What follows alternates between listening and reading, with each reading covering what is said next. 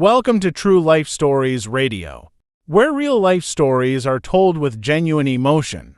Today, we're stepping into a powerful story of families, secrets, and a truth no one saw coming. And this is where the story begins. I never told my daughter's ex-boyfriend that I spent 30 years hunting the worst monsters on Earth as a United States Marshal.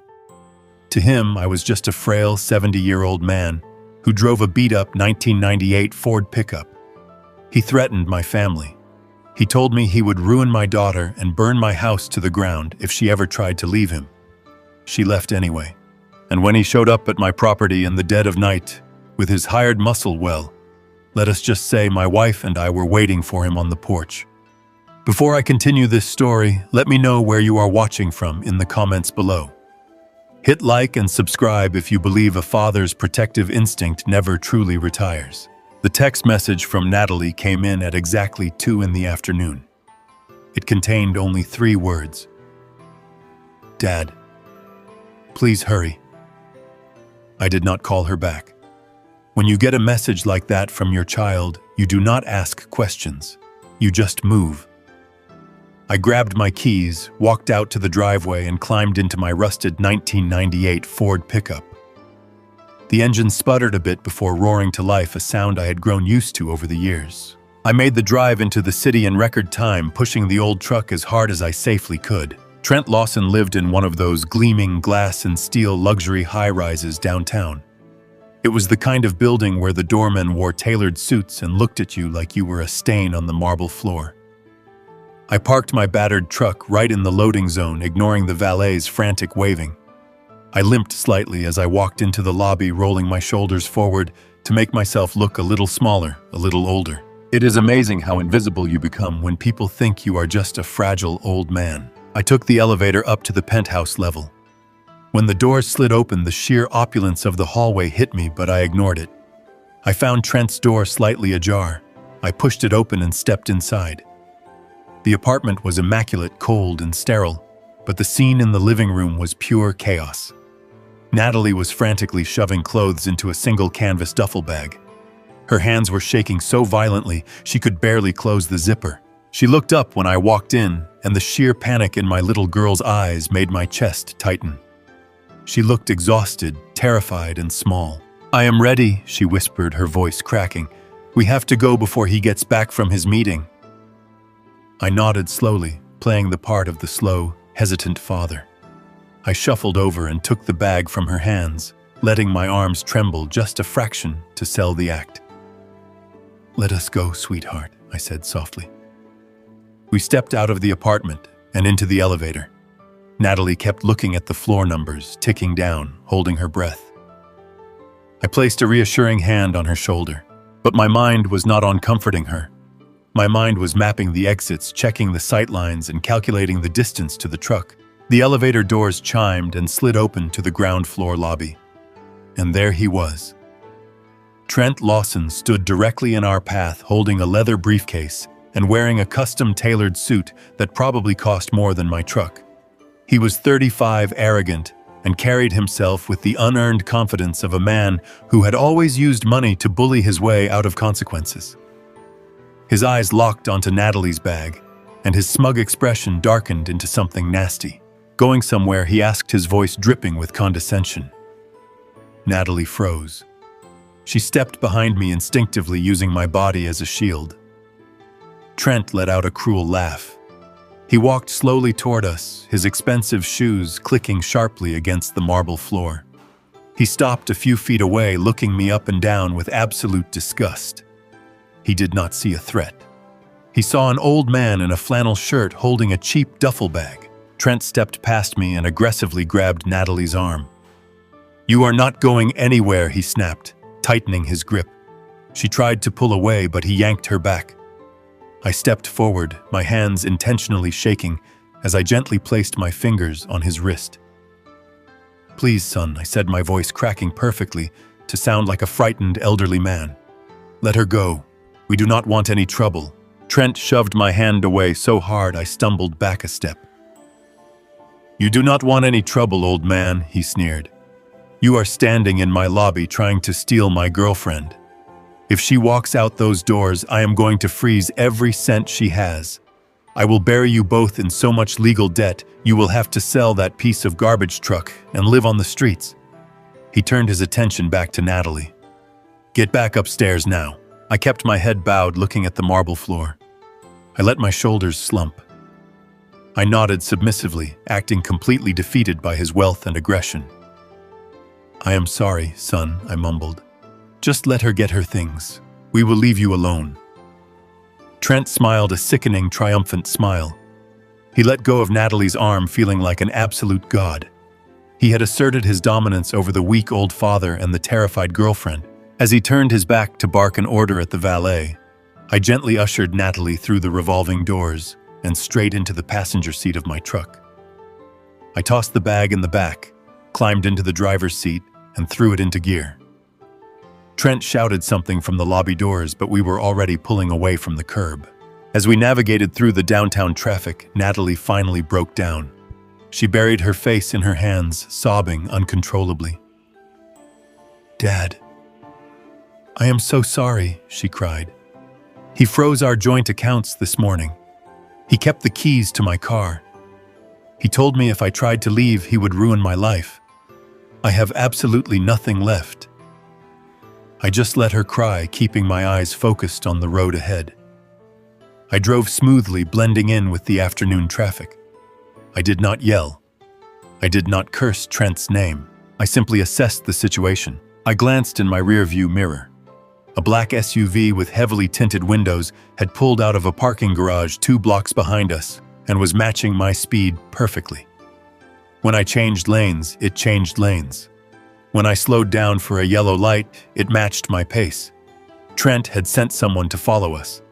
Natalie was still crying, detailing the financial abuse she had suffered over the last 6 months. But I was only half listening to her words. The other half of my brain was doing what it had done for 3 decades. I was tracking the predator in my mirror. Without alarming my daughter, I took a sudden right turn down a narrow industrial street. The black SUV took the turn too, but hung back, trying not to be obvious. I did not speed up. Speeding up tells a tale that you know they are there. Instead, I drove at a perfectly mundane pace, navigating through a maze of complex backroads, delivery alleys, and tight suburban streets. I used the muscle memory of a seasoned operative, utilizing blind corners and timed traffic lights. I took a left through a busy strip mall parking lot, waited for a delivery truck to block the main exit, and slipped out the back service road. Within 10 minutes, the black SUV was completely gone, lost in the suburban sprawl. Natalie never even noticed we were being followed. We drove out of the city and headed toward the heavily wooded property Evelyn and I owned in upstate New York. The transition from concrete to towering pine trees always brought me peace. We pulled up the long gravel driveway and parked near the house. Evelyn was waiting on the porch. She did not ask questions. She took one look at Natalie's tear-stained face, walked down the steps, and wrapped her arms around our daughter. My wife is a sharp, perceptive woman. She spent her career as a federal prosecutor, and she knows how to handle a crisis. Evelyn gently guided Natalie inside the house, leaving me alone on the quiet porch. I was about to head inside when Natalie's phone buzzed from inside the duffel bag I was carrying. I unzipped the canvas, pulled out the phone, and looked at the screen. It was Trent. I swiped to answer and lifted the phone to my ear without saying a word. "You think you are smart?" Old man Trent's voice barked through the speaker, dripping with arrogance. "You think you can just drive away and hide her? I know where you live. I know exactly where your little cabin in the woods is. If you do not put her in a car and send her back to me right now, I am going to send my guys to your property to drag her back. And if you try to stop them, I will make sure you spend your retirement eating out of a dumpster." I did not raise my voice. I did not argue. I just listened to him rant, breathing slowly and evenly. When he finally stopped to catch his breath, assuming I was too paralyzed by fear to speak, I gently pressed the end call button. I slipped the phone into my pocket and looked out at the tree line surrounding my property. Night fell quickly over the woods. Evelyn had made a warm dinner and put Natalie to bed in the guest room. The house was quiet, but my instincts were humming. Around midnight, I was sitting in the dark living room staring out the front window. The silence of the forest was broken by the crunch of gravel at the very end of my long driveway. The headlights were off, but the moonlight caught the silhouette of the same black SUV from earlier in the afternoon. It idled there, a heavy, menacing presence in the dark. A moment later, a man stepped out of the passenger side. He walked up the driveway, approaching the front of the house. I remained perfectly still in the shadows, watching his every move. He stopped on the lawn, pulled his arm back, and threw something hard. The rock shattered the living room window, sending shards of glass scattering across the wooden floor. The man turned and jogged back to the SUV, and the vehicle sped off into the night. I did not flinch when the glass broke. I calmly stood up, walked over to the shattered window, and picked up the heavy stone resting on the floorboards. Wrapped tightly around the rock with electrical tape was a piece of white paper. I peeled the tape away and unfolded the note under the dim moonlight. The message was scrawled in thick black marker. "Send her back or the house burns." I stared at the threatening words for a long moment.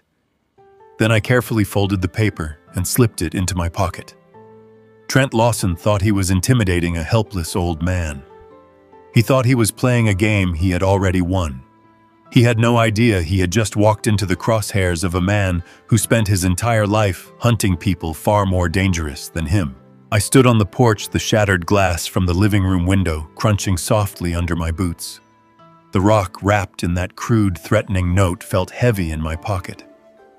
"Send her back or the house burns." I looked out at the dark, silent woods surrounding my home. To anyone else, the darkness might seem empty, but I knew better. I knew what men like Trent Lawson were capable of. I knew the kind of arrogance that fueled them, the kind that made them think they could operate with impunity.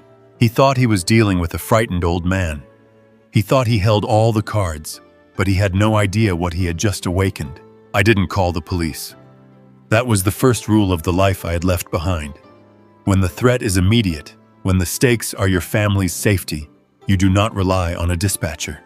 You rely on yourself. I walked back inside, ensuring Natalie was still asleep. She was exhausted, curled up in the guest room, finally finding some fragile peace after the terror of the afternoon. Evelyn met me in the hallway, her expression unreadable. She saw the shattered window, the piece of paper in my hand. She didn't ask questions. She didn't panic. She just gave me a look that spoke volumes, a look that said, "Do what you have to do."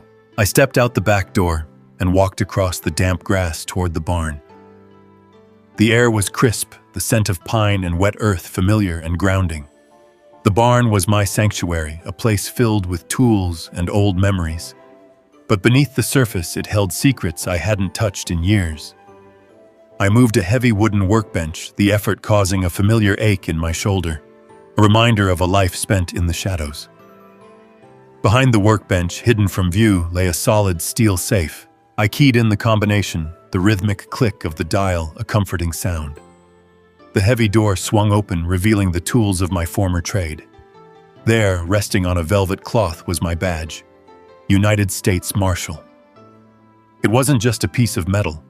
It was a symbol of decades spent hunting the most dangerous men on the planet. Men who thought they were untouchable. Men just like Trent Lawson. Beside the badge lay the gear.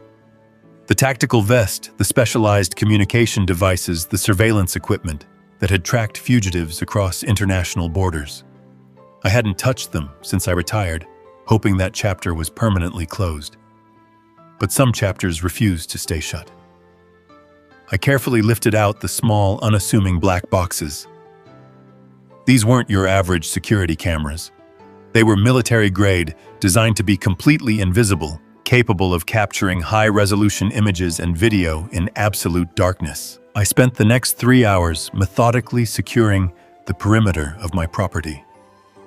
I moved with the silent efficiency of a man who had spent a lifetime anticipating the enemy's next move. I placed the cameras strategically, covering every possible approach, every blind spot, every angle of vulnerability. They were hidden in the hollows of ancient oaks, concealed within the dense underbrush, their lenses focused on the driveway, the woods, and the main road. As I worked, the memories flooded back. The adrenaline, the focus, the cold calculation that had kept me alive. I was no longer Jack Sullivan, the retired grandfather. I was the operative who had dismantled cartels, who had tracked phantoms through the most hostile environments. And now my target was a spoiled, arrogant real estate developer who had made the fatal mistake of threatening my daughter. I finished the installation as the first hint of dawn began to paint the horizon in shades of gray. I stood at the edge of the property overlooking the quiet expanse of trees. The trap was set. The perimeter was secure. Trent Lawson thought he was the predator. He thought he could bully and intimidate his way to whatever he wanted. But he had just stepped into a carefully constructed cage, and the jaws were about to snap shut. I walked back to the house, the cool morning air a sharp contrast to the heat of my renewed purpose. Evelyn was awake, pouring a cup of coffee. She looked at me, her eyes reflecting a mixture of concern and unwavering support. "The perimeter is secure," I said quietly, taking the mug she offered. She nodded, understanding the gravity of those words. The game had changed. Trent Lawson was no longer dealing with a frightened old man. He was dealing with a phantom, a ghost from a world he couldn't begin to comprehend. And as I sipped my coffee, watching the sun slowly rise over the trees, I knew with absolute certainty that he was going to regret the day he ever crossed my path. The silent pivot had begun, and the hunt was officially on. The morning sun had barely crested the tall pine trees surrounding our property when the heavy thud of a fist hitting the front door echoed through the house. Natalie jumped, spilling her hot coffee across the wooden kitchen table. Her eyes went wide with immediate terror. Evelyn placed a steady, calming hand over our daughters, shaking fingers while I walked slowly toward the entryway. I did not bother checking the perimeter cameras first. I already knew what this was. When you deal with arrogant men who hide behind their wealth, their next move is always predictably cruel. When physical intimidation fails, they use the legal system as a weapon. I opened the front door to find a young county deputy standing on my porch. He looked entirely uncomfortable, shifting his weight from side to side while holding a thick stack of manila folders. He asked for Natalie Sullivan. I nodded, stepped aside, and called my daughter over. When the deputy handed her the heavy stack of papers and muttered that she had been officially served, the color completely drained from her face. She took the folders with trembling hands, backing away as the deputy turned and walked back to his cruiser, without another word. Natalie carried the dense stack of legal documents to the kitchen table. She opened the top folder and began to read. I watched her eyes dart back and forth across the aggressive legal jargon. Within seconds, her breathing turned shallow and rapid. A quiet, devastated sob escaped her lips before she dropped the papers onto the floor as if they were on fire. She collapsed into a kitchen chair, wrapping her arms around her stomach. "Dad!" She whispered, her voice cracking so badly I could barely understand her. "He is suing me. He says I stole from his company." I picked up the documents from the floor and scanned the first few pages. Trent Lawson was officially accusing my daughter of embezzling $50,000 from his luxury real estate development company. The paperwork was incredibly thorough, filled with fabricated ledger entries, manipulated bank statements, and ruthless legal threats. It demanded immediate restitution and threatened criminal charges. It was signed by a local civil judge named Barrett. I knew that name well. Judge Barrett was notorious in the county for being extremely friendly to wealthy developers who quietly funded his re-election campaigns. Trent had not just hired a vicious lawyer, he had essentially bought a judge. "He is going to send me to federal prison," Natalie cried, burying her face in her hands. She was hyperventilating now, the sheer weight of the threat completely crushing her spirit. "He told me he would do this. He said he would make it look like I was the one moving the money around his accounts. I never touched a single cent of his company funds. I swear to you I never did. But he has all these official documents. He has the judge on his side. They are going to lock me away and ruin my life." Evelyn walked over and wrapped her arms around our daughter, pulling her close. She murmured soft reassurances, stroking her hair. But I remained perfectly still. I did not offer empty promises or frantic apologies. I just stared at the ink on the pages. Trent thought he had executed an absolute masterstroke. He thought he had backed us into a dark corner where our only option was total surrender. Right on cue, my phone vibrated in my pocket. I pulled it out and looked at the bright screen. It was a text message from an unknown number, but I knew exactly who was on the other end. The message read, "I told you I would ruin her, old man. Send her back to me right now and the lawsuit disappears. Keep playing games, and she will spend the next 10 years in a tiny federal cell." I stared at the glowing screen for a long moment. A normal father would have panicked. A normal father would have called the local police begging for help, or perhaps even considered giving in to the demands to save his child from a devastating prison sentence. But I was not a normal father. I had spent 30 years dismantling international criminal empires. I had sat across metal interrogation tables from cartel bosses who made Trent Lawson look like an angry toddler throwing a tantrum in a sandbox. I slipped the phone back into my pocket and walked over to the kitchen table. I pulled out a wooden chair and sat directly across from my trembling daughter. I reached out and placed my rough hands over hers, gently pulling them away from her tear-stained face. "Natalie," I said, my voice low, calm, and entirely steady. "I need you to look at me right now." She blinked, fighting through the heavy tears, her chest still heaving with raw panic. She met my gaze, and I made sure my eyes reflected absolutely nothing but cold, absolute certainty. "You are not going to prison," I told her. "You are not going to a courtroom. You are not going to pay this pathetic man a single dime. And you are certainly never going back to him. But the papers," she sobbed, gesturing weakly at the thick folders on the table. "He has the judge. He has all the money in the world. He has everything." I picked up the stack of legal documents. I felt the heavy weight of them in my hands. To a terrified civilian, this was a guaranteed death sentence. To a man who knew exactly how the justice system actually worked, it was just a pile of cheap paper. And paper burns. "Trent thinks he is fighting a war with money and lawsuits," I explained, keeping my tone perfectly even. "He thinks because he bought a local judge, he controls the entire board. But what Trent does not understand is that when you fabricate financial crimes to frame an innocent person, you leave a paper trail. You leave digital fingerprints. He thinks he is using the law as an impenetrable shield, but he just handed us the exact weapon we need to completely destroy his life." Natalie stared at me, her deep panic slowly giving way to confusion. "Dad, what are you talking about?" she asked, wiping a stray tear from her cheek. "How can we possibly fight a millionaire with a corrupt judge in his pocket? We do not even have the money to hire a lawyer to review this mess." I offered her a very faint, reassuring smile. I let go of her hands and stood up, grabbing the fraudulent lawsuit off the table. Evelyn, who had spent her entire career as a ruthless federal prosecutor, caught my eye. She gave me a single knowing nod. She had already recognized the fatal flaw in Trent's arrogant strategy. When you submit fake financial ledgers to a court, you are committing perjury and fraud on a federal level. Trent had just documented his own crimes and handed them directly to a retired United States Marshal. "Do not worry about the paperwork, sweetheart," I said, turning toward the hallway. "I know people who read this kind of garbage for fun. You just stay here with your mother. Drink your warm coffee. Try to get some rest. I have a very important phone call to make." As I walked away down the quiet hallway, I felt the familiar cold focus settle deep into my bones.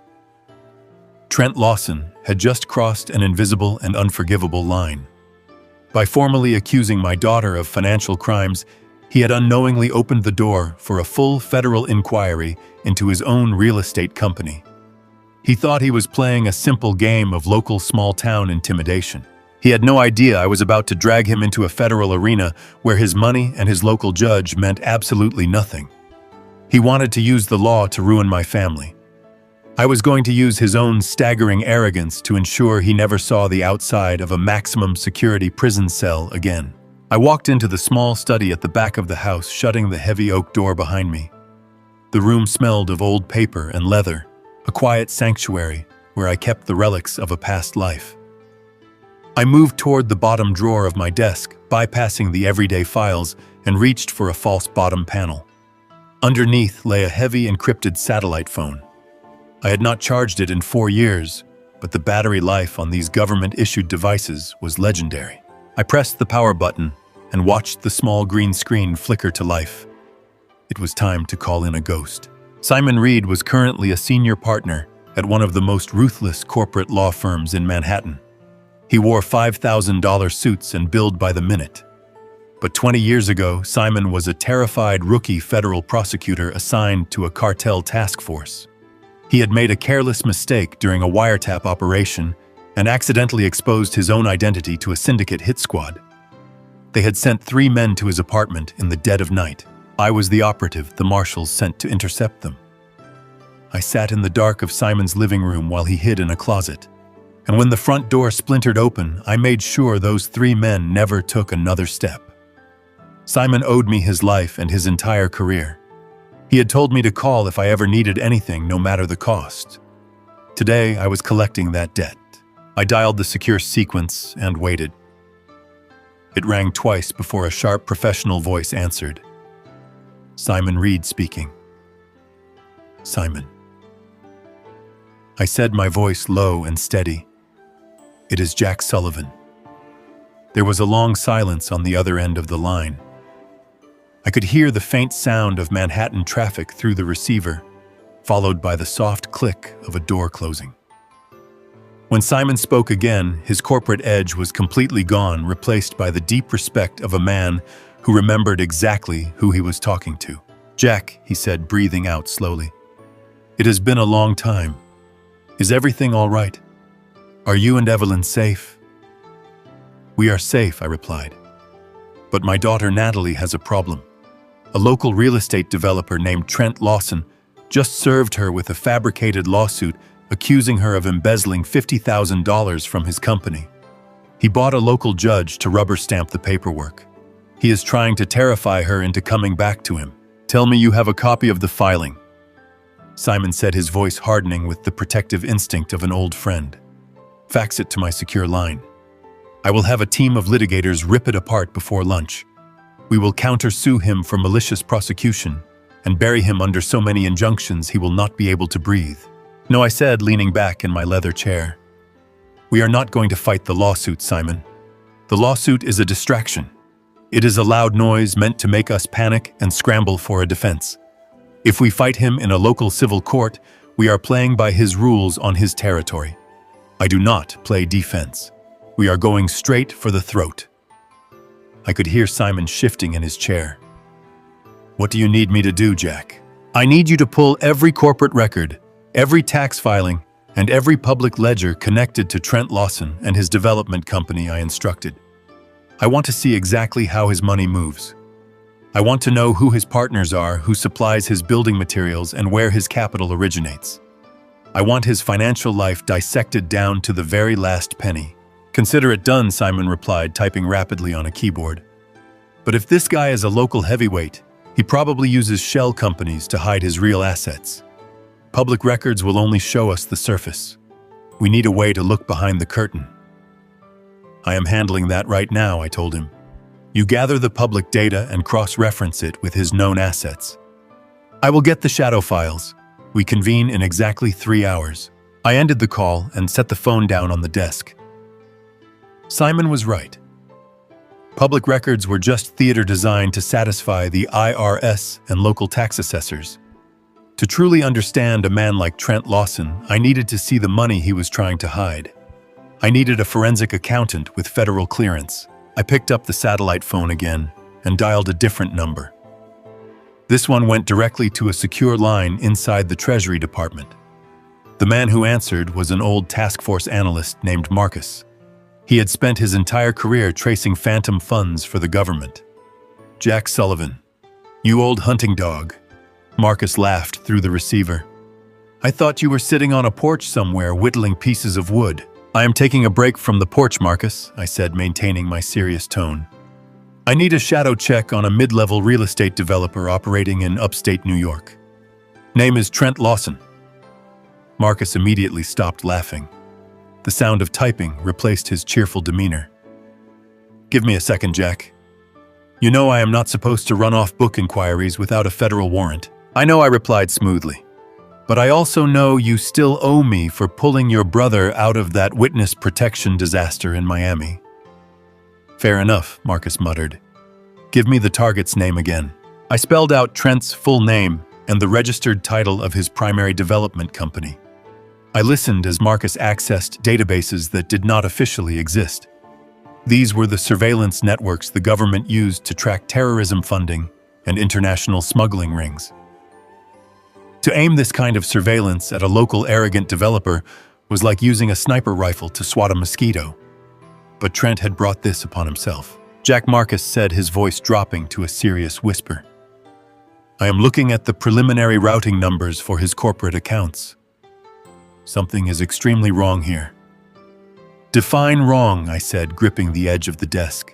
"He runs a luxury housing development firm, right?" Marcus asked. "But his capital is not coming from domestic loans or standard real estate investors. He is receiving massive wire transfers from offshore accounts routed through the Cayman Islands and Cyprus. They are breaking the deposits into smaller increments to avoid automatic flagging, but the volume is staggering. We are talking millions of dollars flooding into his company for properties that have not even broken ground yet. He is washing cash," I said, the realization clicking perfectly into place. "He is running a commercial washing machine," Marcus confirmed. "The money flows in from overseas, he registers it as anonymous foreign investment capital for his building projects, and then it gets filtered into clean domestic assets. Jack, this is not a local hustle. The routing numbers on these offshore accounts flag back to an Eastern European syndicate the FBI has been trying to nail for 5 years. Your boy Trent is a glorified middleman moving dirty money for some very dangerous people." A cold smile crept across my face. Trent thought he was a king because he had a custom suit and a bought judge, but he was nothing more than a highly expendable pawn for an international cartel.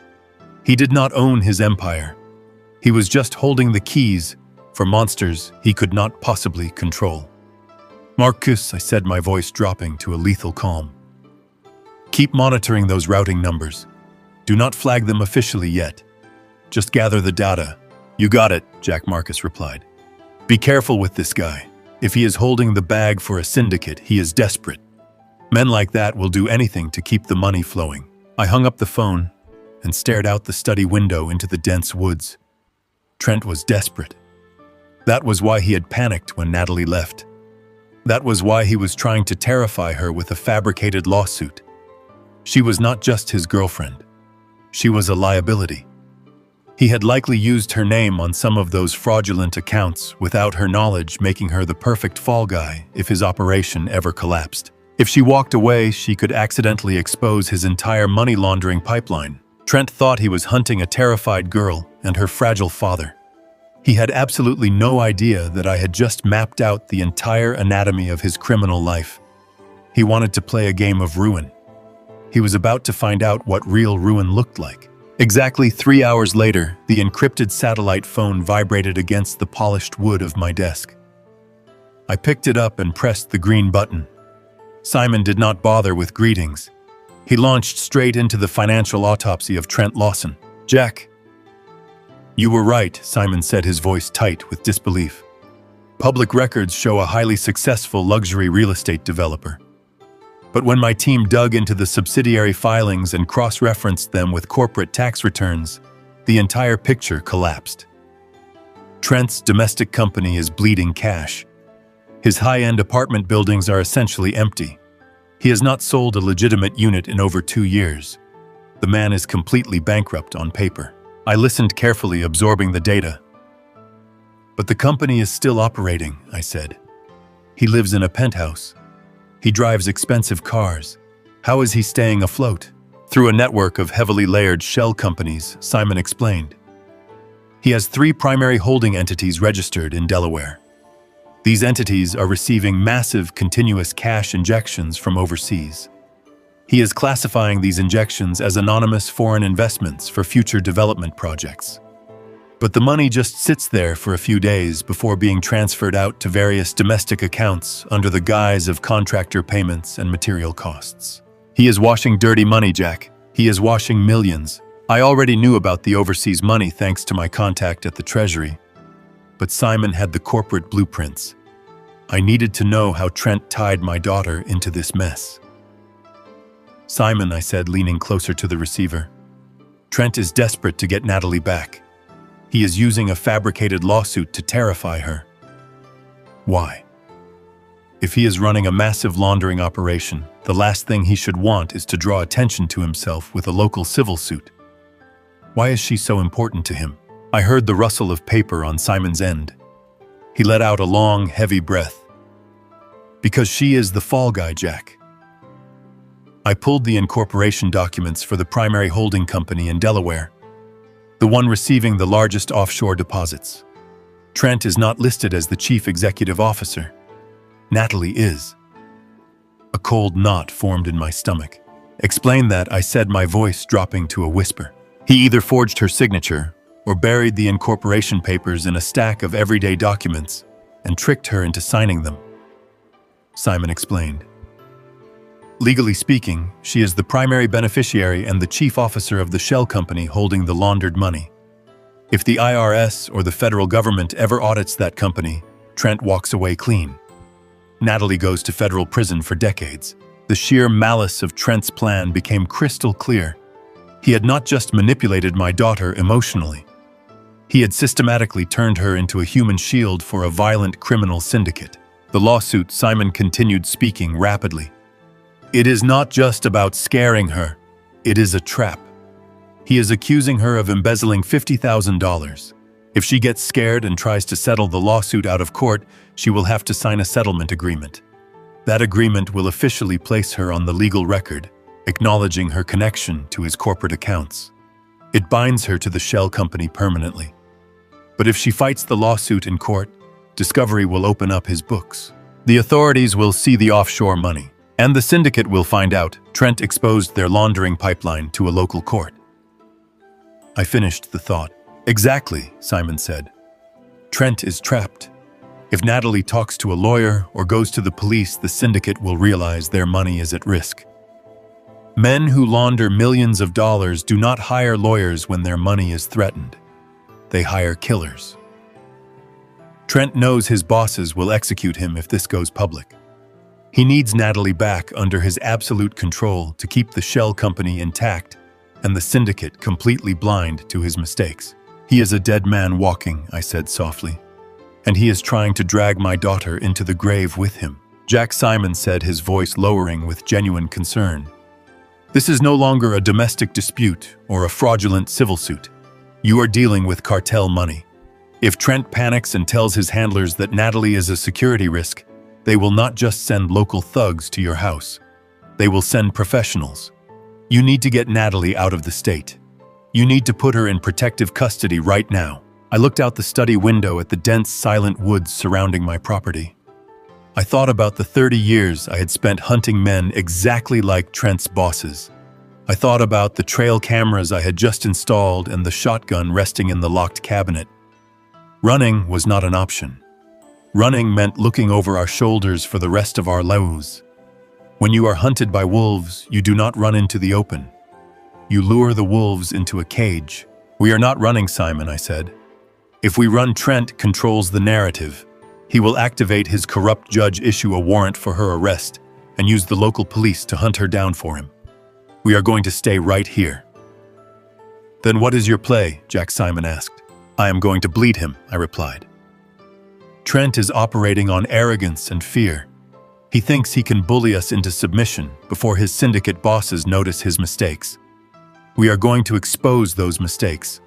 I want you to draft a formal notification of a federal audit. Use every intimidating legal loophole you can find. I want you to legally freeze the assets in that Delaware shell company by the end of the day. Jack, if I freeze that account, the offshore deposits will bounce back, Simon warned. The syndicate will instantly know something is wrong. They will demand answers from Trent. That is exactly what I want, I told him. I want Trent to feel the leash tightening around his neck. I want him to realize his money is gone, his power is an illusion, and his bosses are coming for him. When a predator is starved and cornered, he gets sloppy. He stops thinking and he starts reacting. I want him to panic. I want him to come to me. I hung up the phone before Simon could argue. I sat in the quiet study, letting the reality of the situation settle over me. My daughter was not just dealing with an abusive ex-boyfriend. She was tied to an international criminal enterprise. Trent Lawson thought he had engineered the perfect crime. He thought he could use a fragile old man and a terrified woman to protect his empire. He was about to learn a very hard lesson about the kind of men who actually operate in the dark. I stood up from the desk and walked out of the study. It was time to start dismantling Trent's life, piece by piece.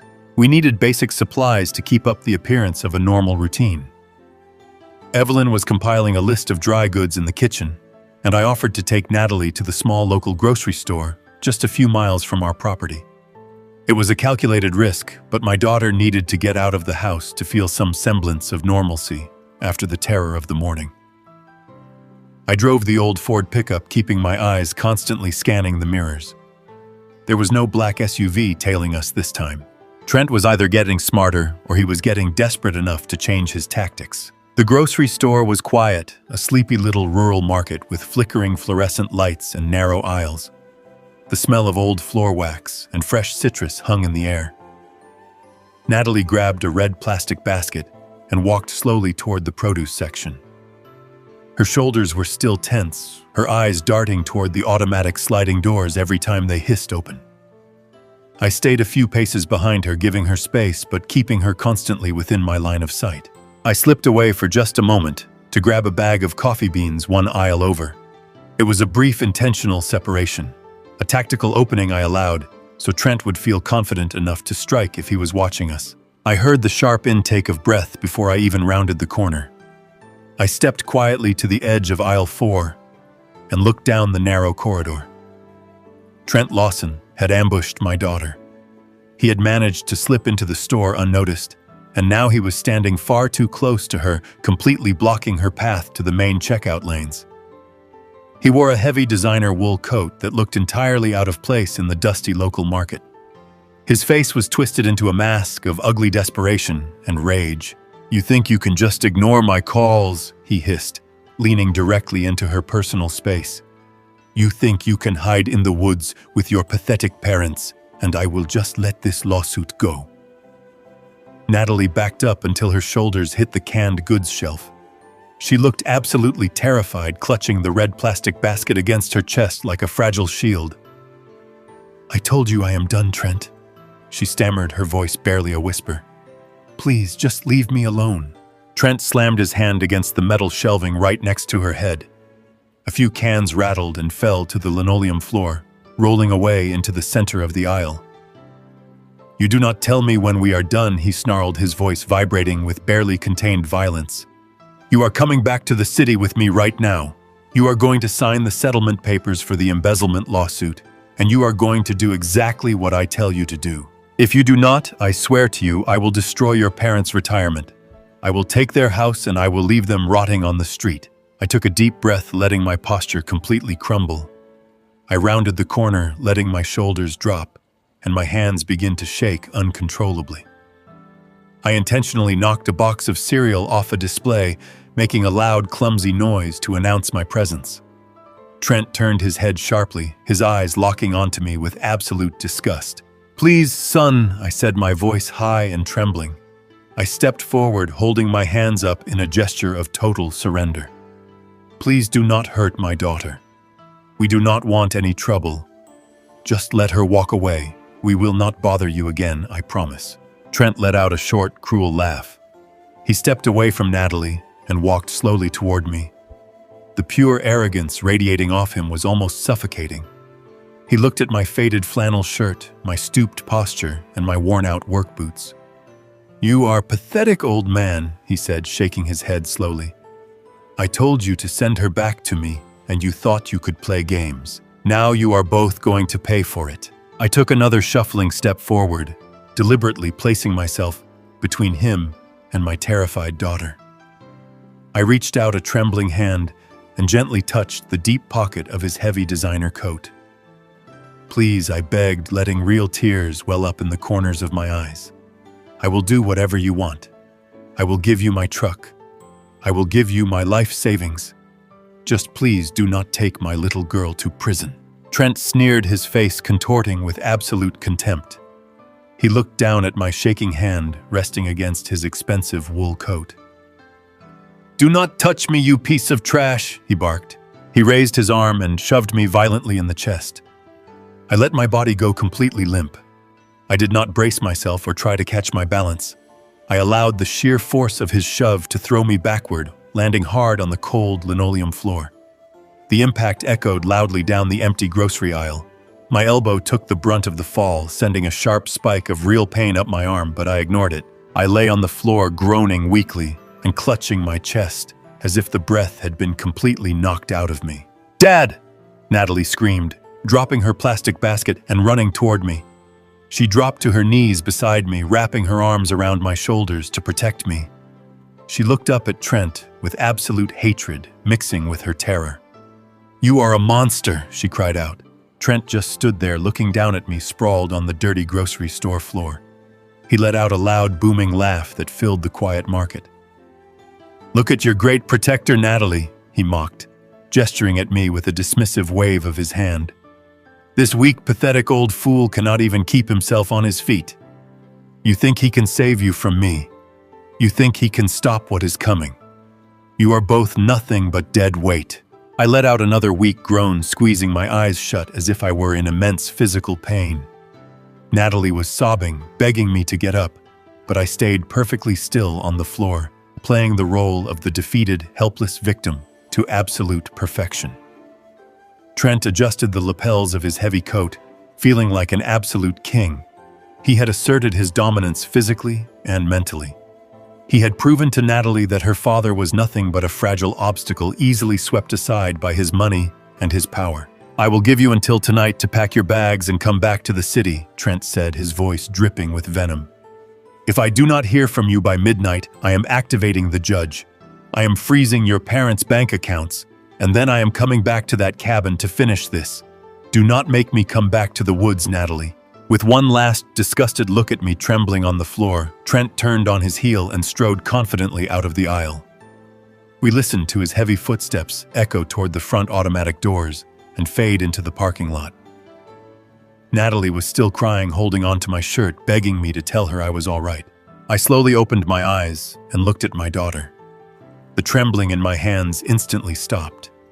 The fear in my eyes vanished completely, replaced by the cold, calculating focus of a man doing his job.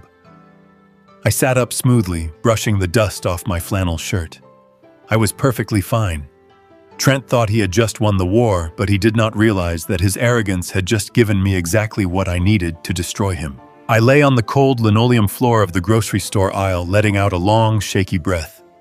My elbows stung from the impact and my shoulder ached, but my mind was entirely focused. Trent Lawson stood over me, his expensive leather shoes just inches from my face.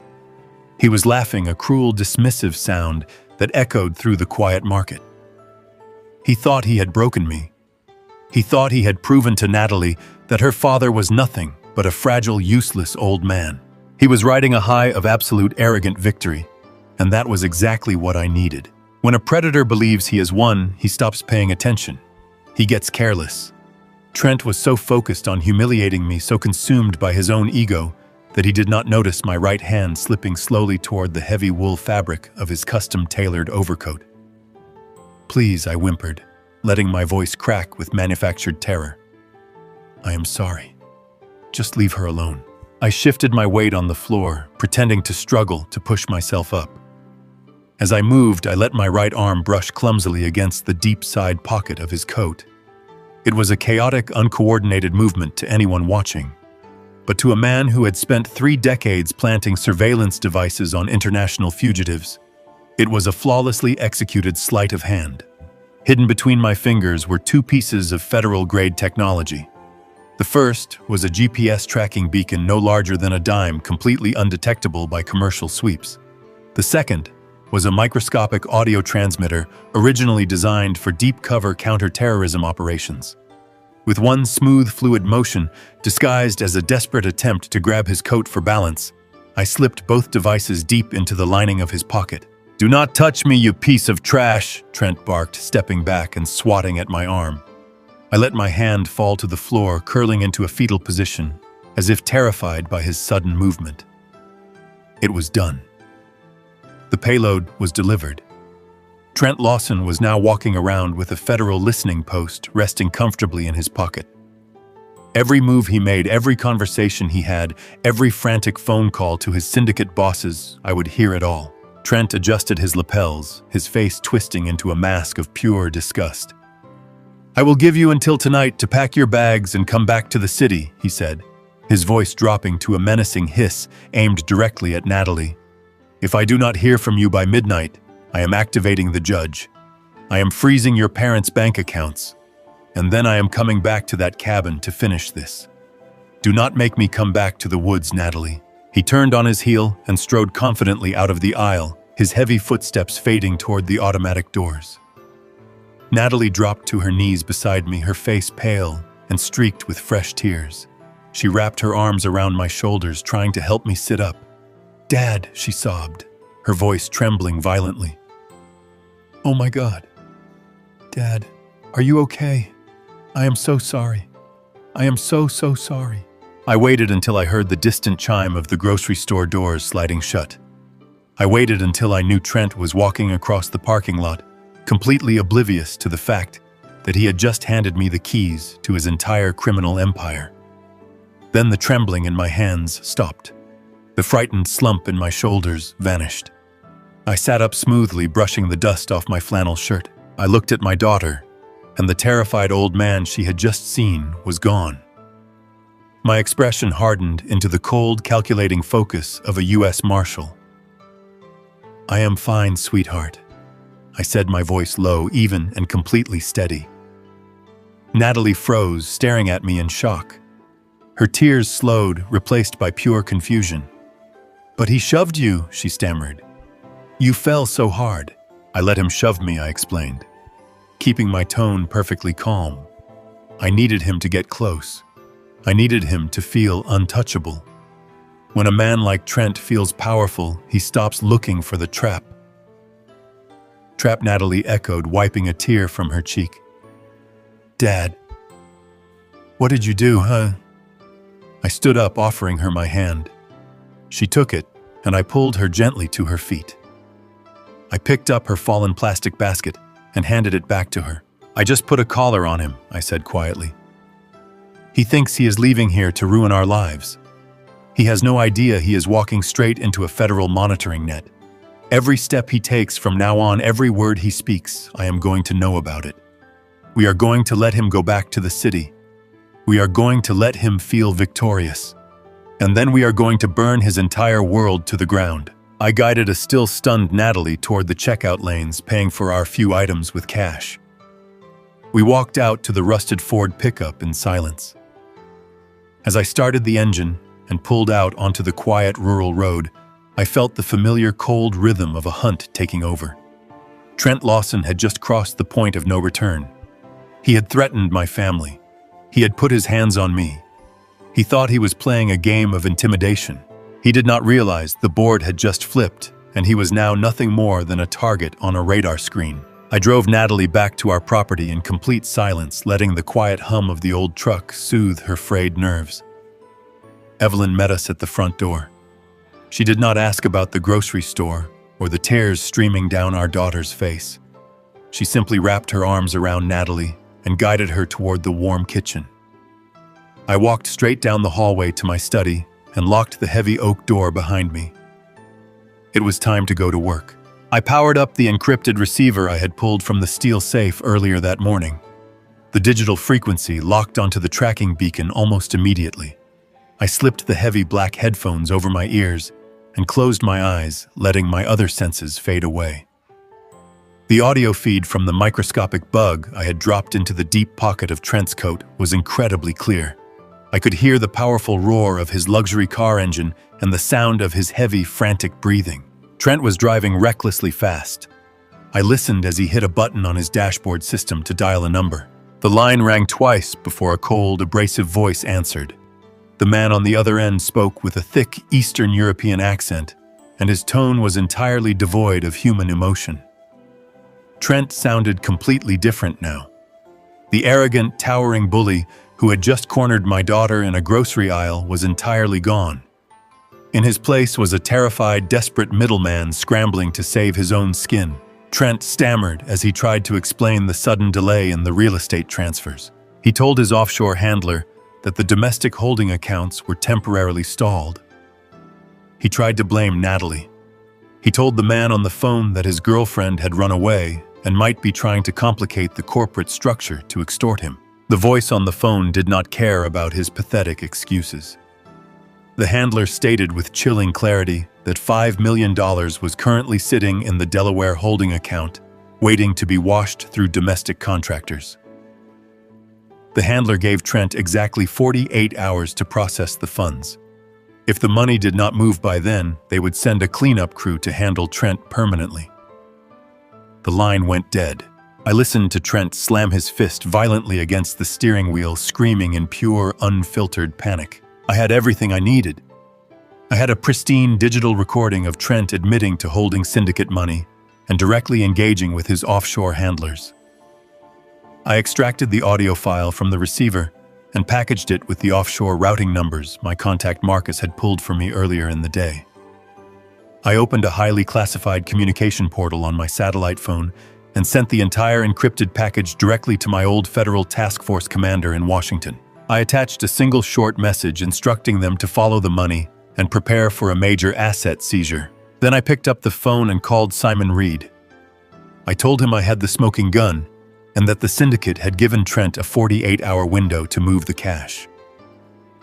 I told Simon it was time to drop the hammer. Simon did not hesitate for a second. He had spent the entire afternoon preparing a devastating legal strike. Using his high-level corporate clearance and the undeniable offshore evidence I had just provided, Simon filed an emergency injunction with a federal judge. He did this under the guise of an imminent Securities and Exchange Commission audit. When you want to freeze a man like Trent, you do not just lock his personal checking account. You sever his financial arteries. Simon specifically targeted the Delaware shell companies Trent was using as his primary washing machines. By classifying the sudden influx of anonymous foreign capital as a critical and immediate national security risk, Simon completely bypassed the usual slow civil court delays. It was a flawless, ruthless legal maneuver. Within 20 minutes, a federal hold was placed on every single corporate asset tied to Trent's name. The money was trapped. The accounts were frozen solid. The shell companies were entirely dead. I kept the headphones on, listening closely to the live feed from Trent's coat pocket. He had parked his car and walked into an exclusive high-end restaurant downtown. I could hear the faint clinking of expensive glassware and the soft jazz playing in the dining room. Trent ordered an expensive double bourbon, trying desperately to calm his frayed nerves.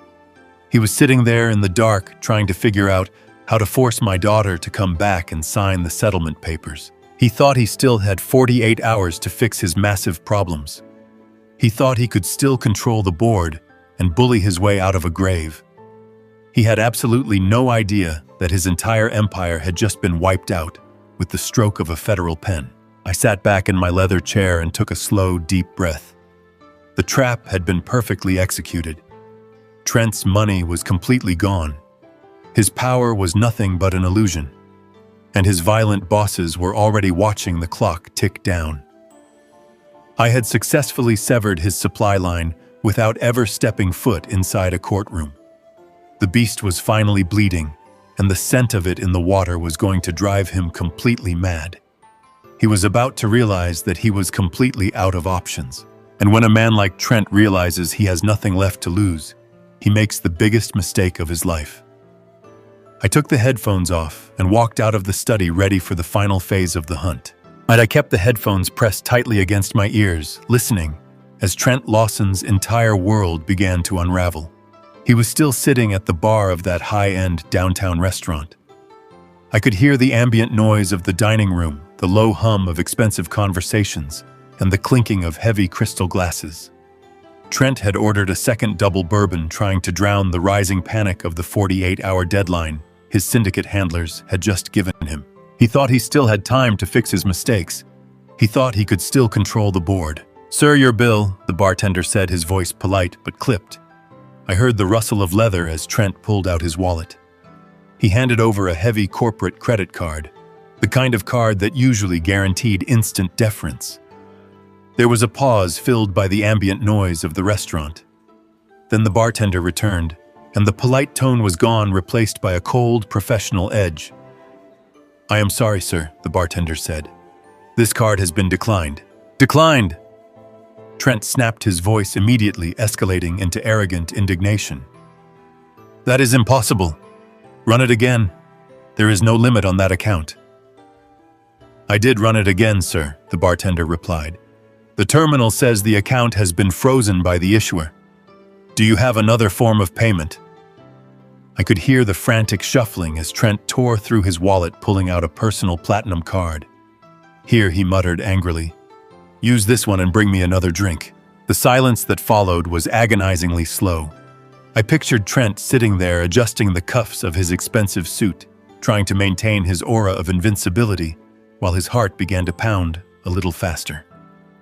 The bartender returned, and this time he did not even try to hide his disdain. "Sir, this card is also declined. In fact, the terminal is flagging a total asset freeze on all accounts linked to your name. You need to provide an alternative payment method immediately, or I will be forced to call the manager." Trent did not argue this time. The realization hit him like a physical blow. The arrogant bluster vanished completely. I heard him frantically scramble, pulling a wad of emergency cash from his money clip, throwing it onto the mahogany bar, and practically running out of the restaurant. The audio feed picked up the sound of his heavy breathing as he sprinted across the pavement toward his luxury car. He slammed the car door shut, sealing himself inside the quiet cabin. He immediately started dialing his phone. He called his primary financial controller, his voice shaking with naked terror. "Why are my cards declining?" Trent yelled the moment the line connected. "Why is the bank saying my accounts are frozen?" The controller sounded absolutely terrified. "Trent, I do not know what is happening," he stammered. "The banks are not talking to us. The holding accounts in Delaware are completely locked. I tried to log into the corporate portal, and the system is displaying a federal injunction notice. The Securities and Exchange Commission has initiated an emergency audit. Trent, they have frozen everything. Every single penny is trapped." Trent let out a sound that was half gasp, half scream. "The SEC," he choked out. "How? Why? The offshore transfers were clean. We broke the deposits down exactly like they told us to." "It was not a random flag," Trent, the controller, said, his voice dropping to a terrified whisper. "The injunction specifically targeted the primary holding entity, the one registered under Natalie Sullivan's name." Trent dropped the phone.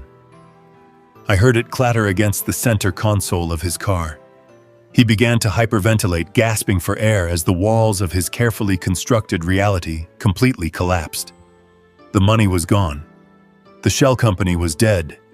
The federal government was currently ripping through his ledgers. And the absolute worst realization of all was just beginning to dawn on him.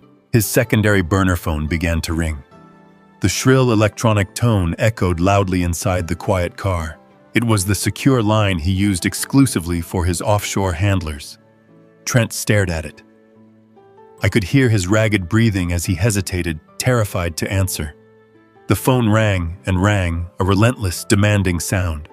Finally, he picked it up, his hand shaking so violently the phone rattled against his teeth. "Lawson," the cold, abrasive voice of his syndicate handler stated through the speaker. "We are receiving notification from our domestic contractors. The holding accounts are locked. The capital transfers have failed. Explain this immediately." "It is a mistake," Trent stammered, his voice pitching high with panic. "It is a temporary hold. The bank just flagged a routine anomaly. I can fix it. I just need a few hours." The handler cut him off, and the absolute lack of emotion in the man's voice was chilling. "It is not a bank anomaly, Lawson. We ran a shadow check on the corporate registration. The SEC has initiated a federal freeze. You exposed the pipeline. You lost our money. No, listen to me, Trent, begged, tears completely choking his words. It was not me. I did not expose anything. It was her. It was Natalie. She is the registered officer on that account. She found out about the offshore deposits. She ran away this morning. She must have gone to the police. She is the one who flagged the accounts. I can fix this. I can find her. I can make her retract the statements. Please just give me until tonight. We do not give extensions, Lawson, the handler said, his voice dropping to a deadly calm. You have until midnight to recover the capital and secure the registered officer. If the freeze is not lifted by 12:01, you are entirely expendable. The cleanup protocol will be initiated. The line went dead. Trent sat in the dark, silent car, sobbing uncontrollably. He was completely broken. His money, his power, his arrogant facade had all been stripped away in a matter of hours. He was a dead man walking, and he knew it. But a cornered animal is incredibly dangerous.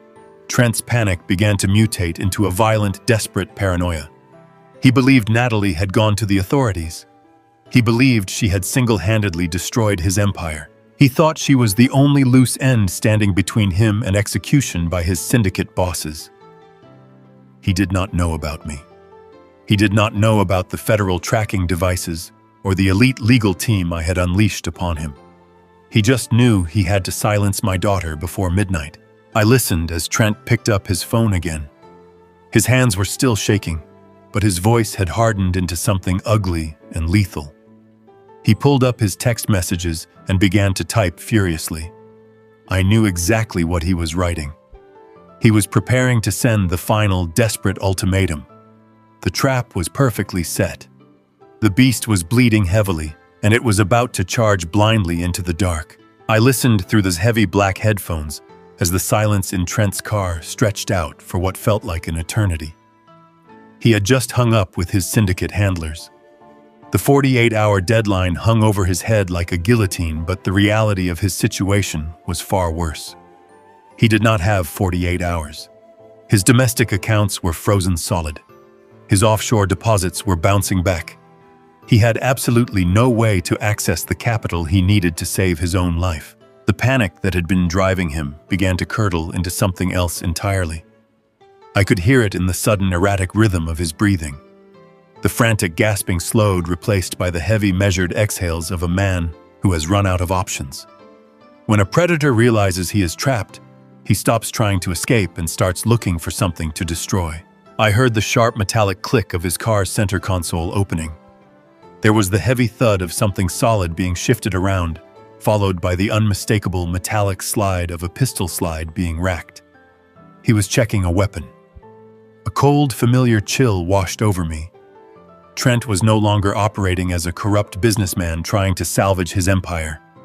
He had crossed the threshold into raw violence. He picked up his phone again. The keys clicked rapidly as he typed. I knew who he was messaging before the notification even pinged on my daughter's phone down the hall. I took the headphones off and left my study, walking quickly toward the living room. Natalie was sitting on the sofa, her knees pulled tightly to her chest, staring blankly at the dark screen of her phone resting on the coffee table. Evelyn was sitting beside her reading a book, but her posture was tense, her eyes constantly scanning the tree line outside the window. The phone screen lit up with a sharp buzz. Natalie jumped, letting out a small, involuntary gasp. She reached for the phone, her hand trembling so badly she almost dropped it. She stared at the screen for a long moment, the color draining from her face. Her breathing hitched, and a single tear spilled over her eyelashes, tracing a silent path down her cheek. What does it say? Evelyn asked, her voice calm but demanding. Natalie looked up at me, her eyes wide with absolute terror. She held the phone out, her hand shaking violently. I took the phone and looked at the glowing screen. The text message from Trent was short and completely devoid of his usual arrogant bluster. It read, I know what you did. I am coming to the cabin tonight. No cops, or you are all dead. He was not coming to negotiate. He was not coming to drag her back to the city to sign fraudulent settlement papers. He had convinced himself that Natalie was the sole reason his laundering operation had collapsed. He believed she had gone to the authorities and exposed the syndicate pipeline. In his twisted, desperate mind, silencing her was the only way to prove his loyalty to his offshore bosses and buy himself a little more time to escape. He wants to kill us, Natalie whispered, her voice cracking. He actually wants to kill us. Dad, we have to leave. We have to pack whatever we can and run right now. We can go to a hotel, we can go to another state. We just cannot be here when he arrives. She stood up frantically, looking around the room, as if searching for an immediate escape route. The sheer panic was overwhelming her, completely hijacking her ability to think clearly.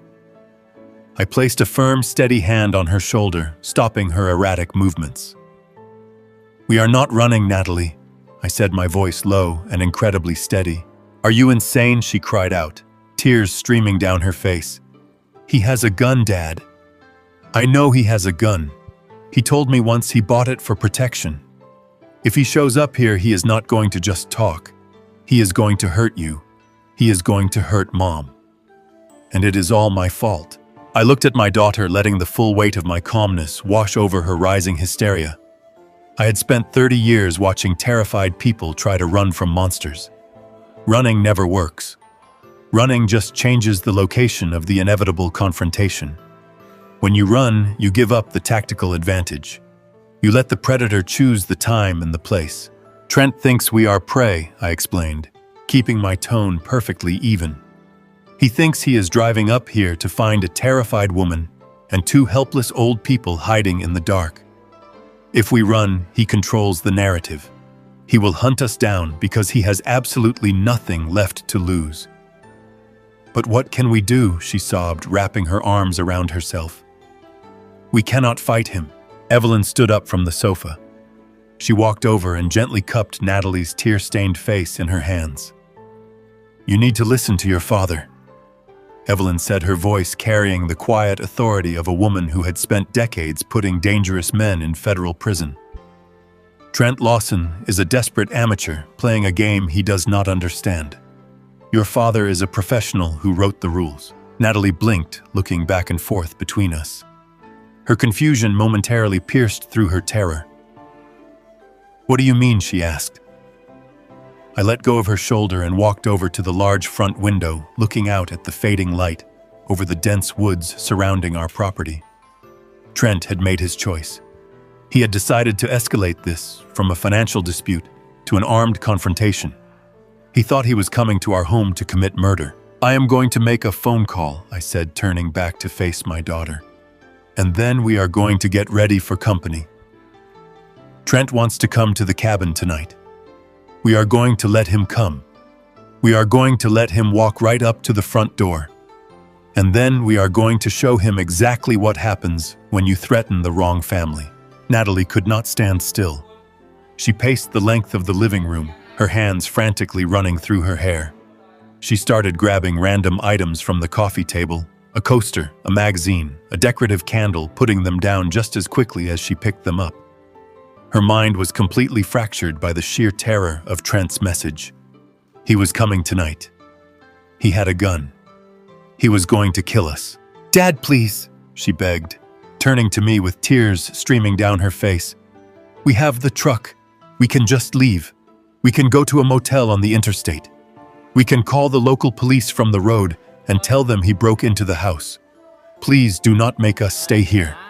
If he brings those guys from his company, we do not stand a chance. I let her get it all out. When someone is drowning in panic, you do not try to talk over them.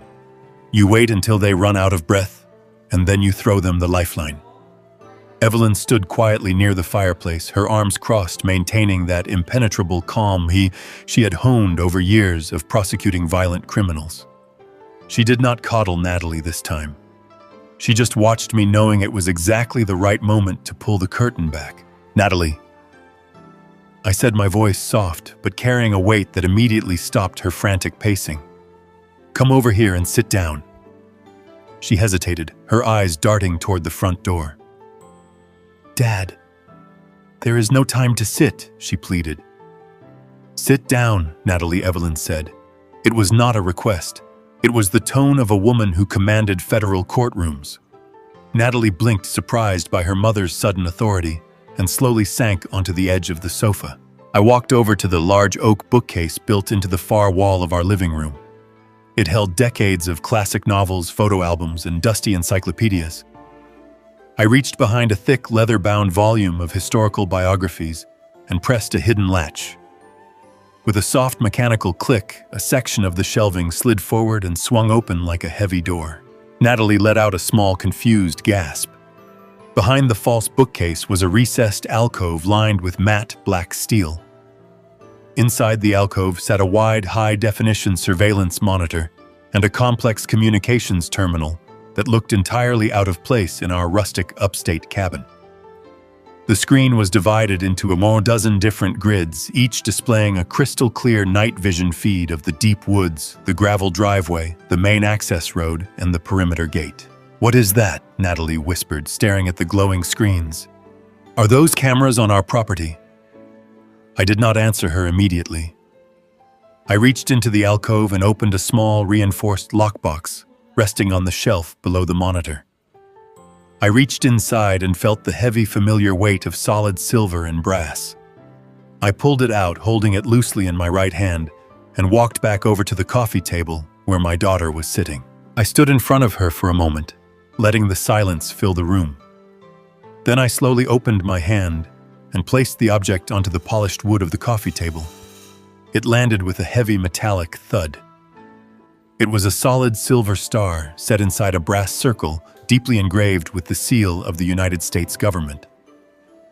The words "United States Marshal" gleamed under the soft light of the living room lamps. Natalie stared at this badge. She looked at the silver star, then up at the surveillance monitors displaying our property, then back down at the badge. Her brain was struggling to reconcile the fragile, retired old man she had known her entire life with the federal insignia resting on the table. "Dad," she stammered, her voice barely a whisper. "What is this? Where did you get this? Where did you?" I pulled up a chair and sat directly across from her. I leaned forward, resting my elbows on my knees. "I earned it," I told her, keeping my voice incredibly steady. "I spent 30 years earning it. I know you thought I worked a quiet administrative job for the government. I know you thought I pushed paper in a dull office building until I got too old and retired to this cabin. But that was a story we told you to keep you safe so you could have a normal life." She shook her head slowly, trying to process the magnitude of the lie. "You were a police officer?" she asked. "No," Evelyn answered, stepping forward and placing a hand on my shoulder. "Your father was not a police officer, Natalie. Local police officers hand out speeding tickets and respond to domestic disputes. Your father was a federal fugitive investigator." I looked at my daughter, letting her see past the flannel shirt and the gray hair. "Trent thinks he is coming here to terrorize a helpless family," I explained. "He thinks he is a powerful man because he launders money for a syndicate and bought a local judge. But Trent is nothing but an amateur playing a very dangerous game. He told you no cops because he thinks he can control this environment. He has no idea that I already planted a federal tracking bug on him at the grocery store. He has no idea I froze all his offshore accounts this afternoon." Natalie gasped, covering her mouth with her hands. "You froze his accounts," she choked out. "That is why he is so angry. That is why he is coming." "He is coming because he is a cornered rat," I said flatly. "He is terrified of the men he works for, and he thinks killing you is the only way to cover his tracks. He thinks he is the predator tonight. But I have spent 3 decades tracking down the most violent men on this planet. Men who ran cartels, men who disappeared into jungles, men who thought they were entirely untouchable. I brought every single one of them in." I pointed to the glowing surveillance monitor behind me. "Those cameras are military-grade, sweetheart. They cover every square inch of this property. I have sensors buried in the driveway that will tell me exactly how much a vehicle weighs when it pulls through the gate. Trent is driving up here completely blind. He is walking into a fortified federal perimeter that I designed myself. Natalie stared at the monitors, watching the silent green feeds of the dark woods. The frantic terror that had been consuming her slowly began to recede, replaced by a profound, staggering shock.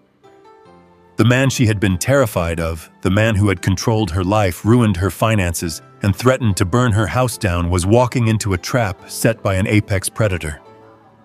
"Are you going to shoot him?" she asked, her voice trembling, but strangely calm. I let out a slow breath. "I am not going to have to shoot him," I told her. "I am going to let him breach the property.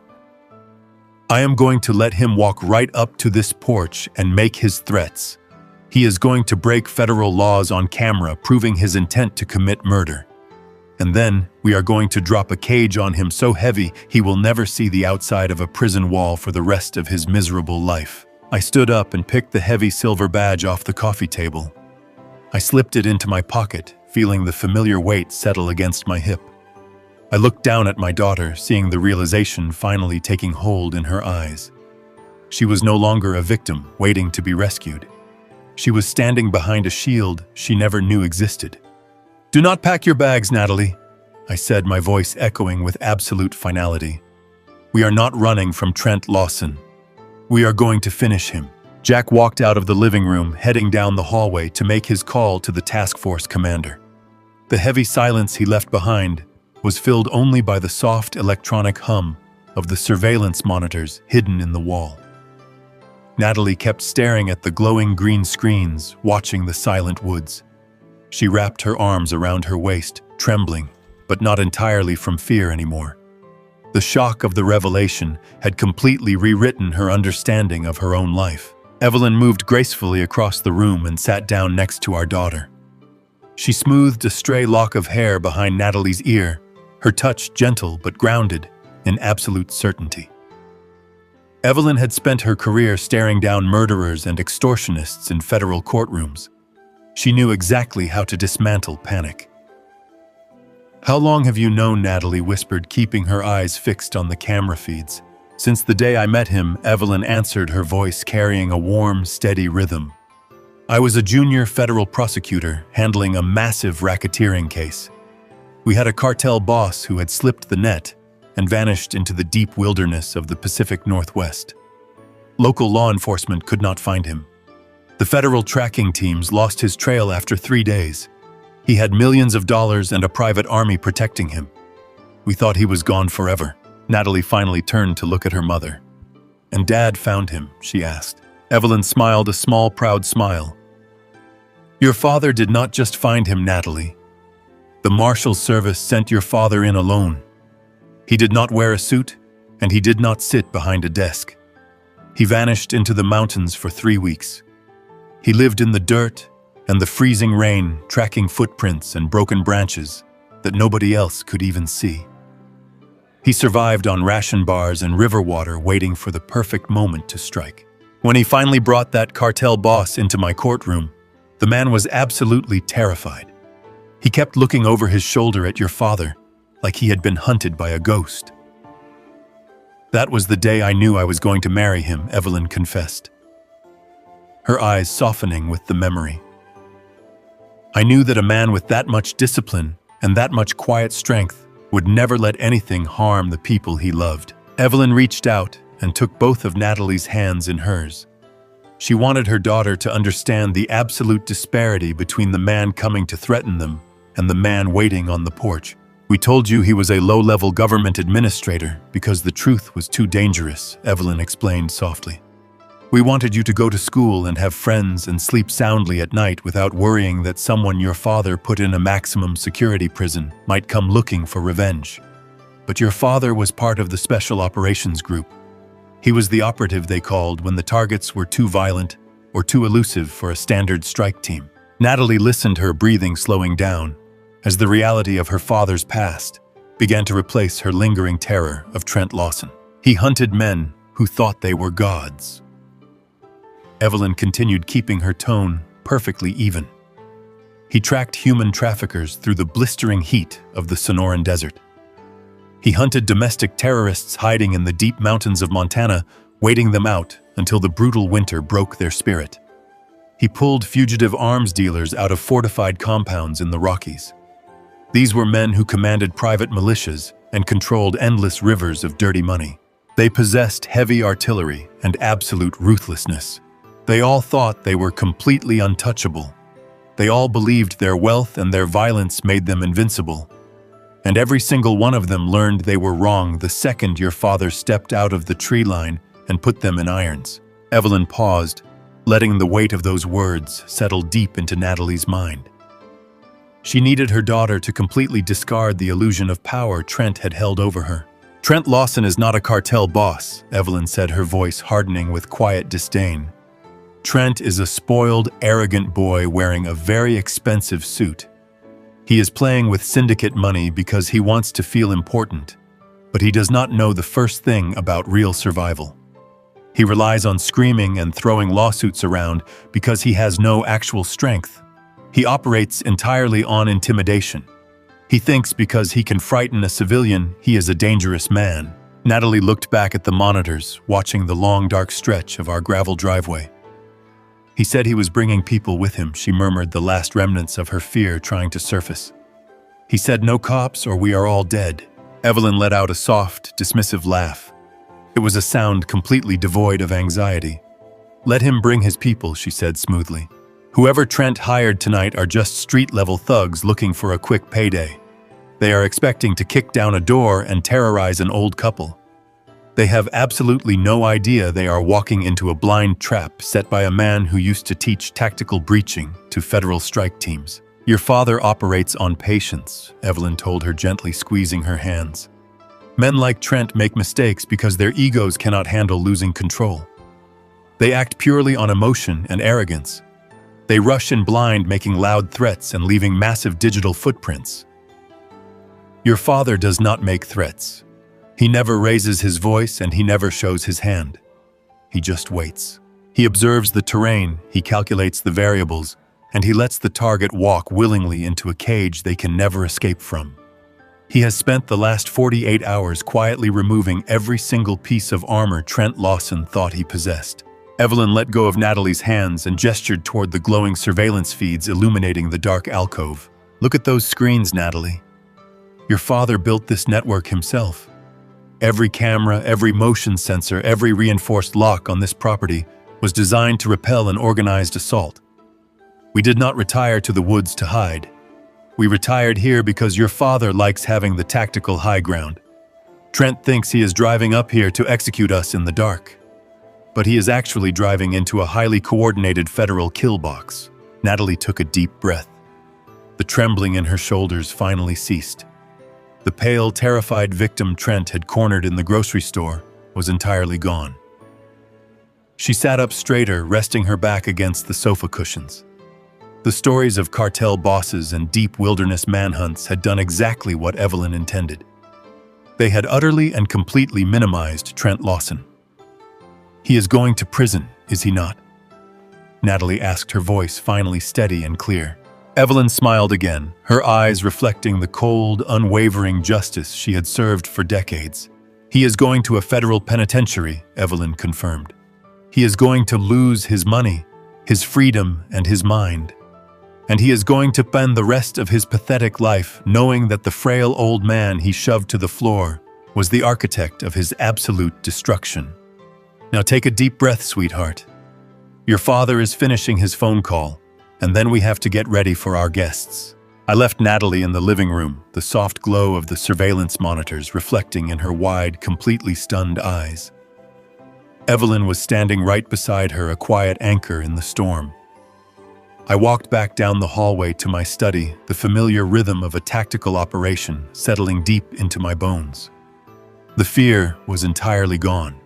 The adrenaline was entirely gone. All that remained was absolute icy focus. I picked up the encrypted satellite phone.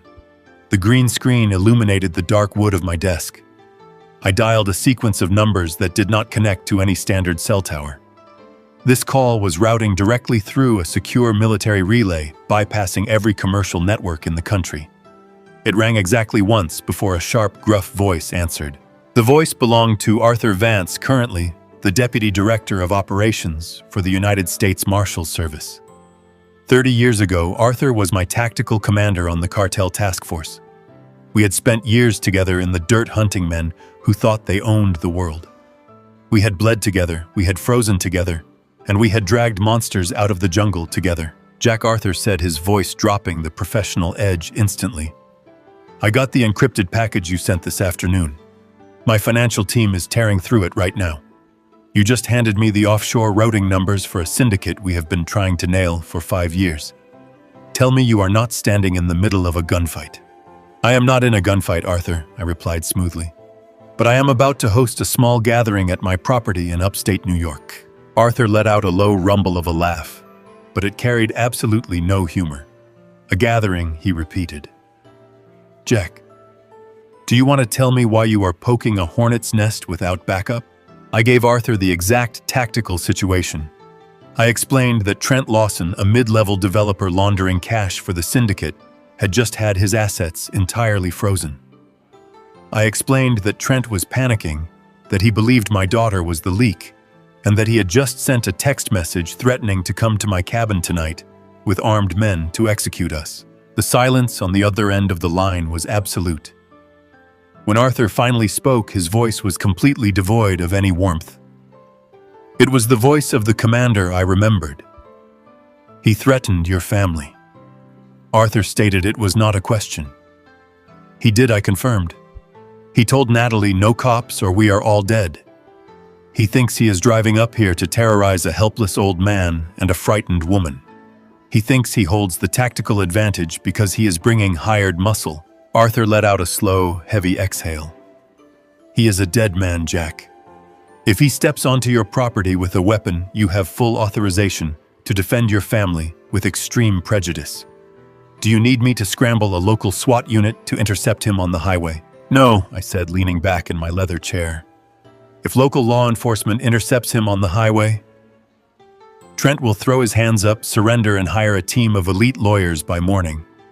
He will claim he was just driving up here to talk. He will claim the threatening text message was a misunderstanding. He has a corrupt local judge in his pocket. He will drag Natalie through years of civil litigation, and he might actually beat the syndicate charges if his lawyers can muddy the financial waters. I do not want him intercepted on the highway, Arthur. I want him to complete the breach. You want him to step into the trap, Arthur said, understanding perfectly. I want him to breach the perimeter gate, I explained.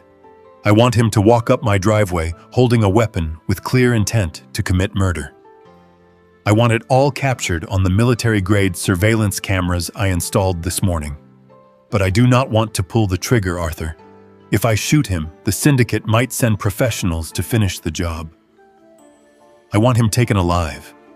I want him placed in federal custody so he can realize exactly what he just walked into. I want him to spend the next 40 years in a concrete box, thinking about the old man he pushed down in a grocery store. I need a specialized containment team. Arthur, I continued, I need operatives who can move silently through deep woods and execute a flawless, non-lethal takedown. I need you to drop a net on this property so tight that not even a shadow gets out. You got it, Jack.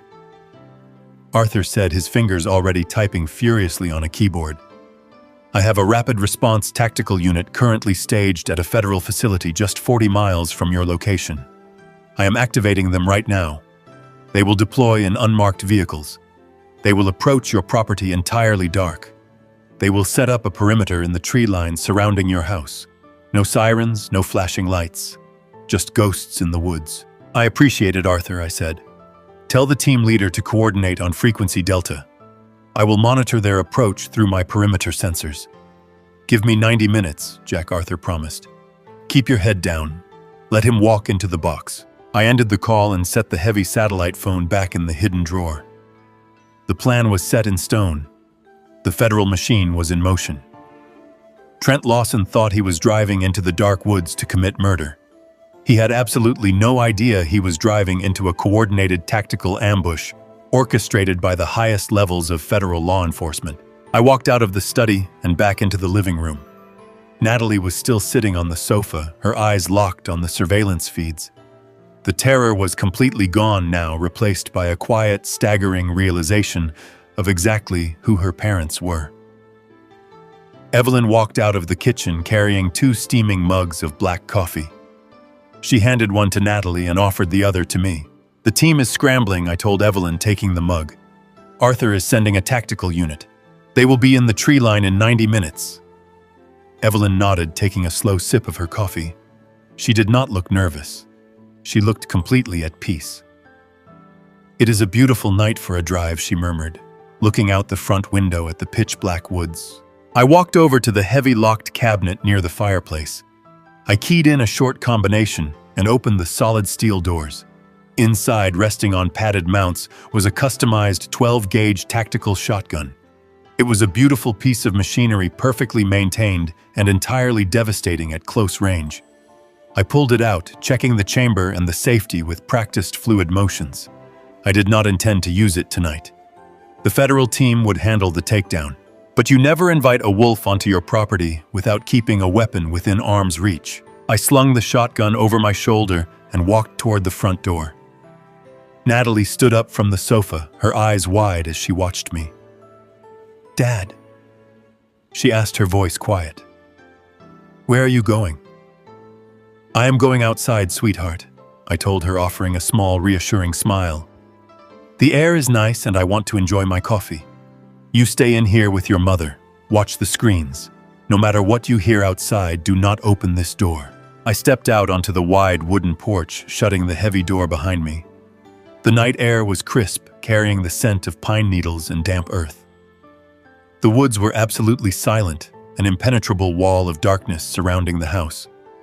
I walked over to my old wooden rocking chair, the one I had sat in for countless quiet evenings since I retired.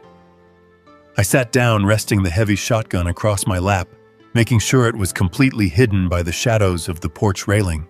I took a slow sip of the hot black coffee. I looked out at the long, dark stretch of the gravel driveway leading to the main gate. The single dim bulb hanging above the porch cast a weak yellow glow over the wooden planks, leaving me mostly in the dark. I settled into the chair, letting the quiet rhythm of the forest wash over me. The trap was set. The perimeter was active. The federal team was moving silently through the night. Trent Lawson was on his way, a desperate, arrogant man, rushing blindly toward his own absolute destruction. I took another sip of coffee, resting my hand lightly against the cool steel of the shotgun. Now all I had to do was wait. The heavy iron gate at the entrance of our property was designed to withstand a significant impact, but I had intentionally left the primary electronic lock disengaged. I wanted Trent to feel the resistance of the heavy chain, but I also wanted him to believe he was forcing his way through. At exactly 2:14 in the morning, the silent alarms on my perimeter sensors flashed a sequence of rapid red alerts across the hidden monitor in the living room. I was sitting in my old wooden rocking chair on the front porch, the heavy customized tactical shotgun resting invisible in the shadows across my lap. A single dim yellow bulb illuminated the wooden planks directly around me, leaving the rest of the porch and the long sweeping gravel driveway completely submerged in the pitch black of the upstate night. The low, aggressive growl of a heavy engine cut through the quiet rustle of the pine trees. The black SUV did not stop to evaluate the gate. It accelerated violently, the heavy steel push bar on the front bumper slamming into the iron gates with a deafening metallic crash that echoed for miles. The chain snapped. The gates swung violently inward, and the SUV tore up the long gravel driveway, kicking up a massive cloud of dust and small stones. They did not park discreetly near the tree line. Trent was operating on pure adrenaline and unfiltered panic. He slammed the brakes, skidding the heavy vehicle to a halt, just 50 feet from the front porch. The engine remained idling, a low, menacing rumble in the dark. The heavy doors of the SUV swung open simultaneously. 3 figures stepped out into the weak glow of the headlights. Trent Lawson emerged from the driver's side. He was no longer wearing his immaculate, custom-tailored suit. He wore a dark, heavy jacket, and his face was twisted into a grotesque mask of absolute desperation. He was clutching a solid steel crowbar in his right hand, his knuckles white with the force of his grip. He was breathing heavily, his chest heaving as if he had just run a marathon. He looked completely unhinged, a man who had realized his entire life was evaporating. and who had decided that extreme violence was his only remaining option. Two men stepped out of the passenger side and the back seat. I evaluated them in a fraction of a second. They were not local thugs hired from a bar. They moved with a rigid, practiced discipline, checking their sight lines and keeping their hand close to their waistbands. They were syndicate muscle sent to ensure Trent cleaned up his mess before the deadline. I saw the unmistakable dull gleam of heavy-caliber semi-automatic pistols tucked into their belts. Trent did not wait for them to secure the area. He began marching up the gravel driveway, his boots crunching loudly against the stones.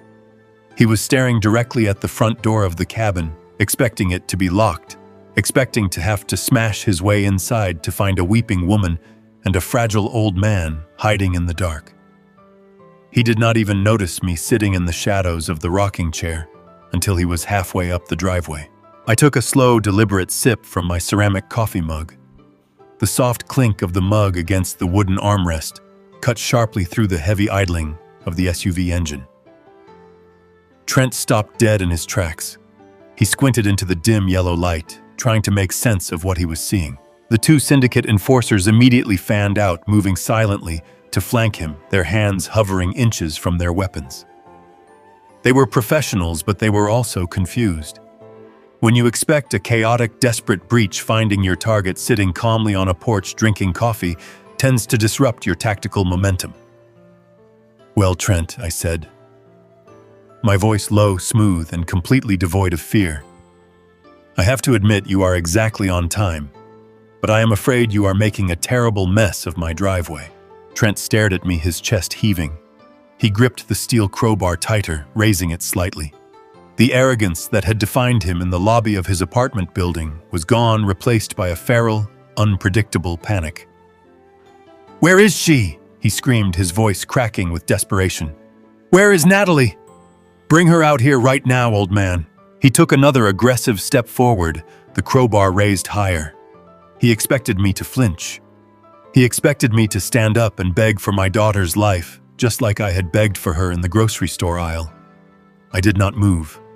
I just took another slow sip of my coffee, keeping my eyes locked dead center on his. "She is inside," I replied, my tone perfectly conversational. "But she is not coming out, Trent. And you are certainly not going in.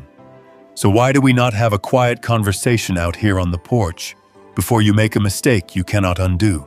"You think this is a game?" Trent roared, his face turning purple with rage. He pointed the heavy steel crowbar directly at my chest. "You think you can freeze my accounts and hide her in the woods? I will beat you to death on this porch, and then I will drag her out of that house myself." He took two more rapid steps toward the porch, entirely consumed by his own violent intent. The two armed enforcers behind him moved closer, closing the distance to support the breach. They thought they had me completely surrounded.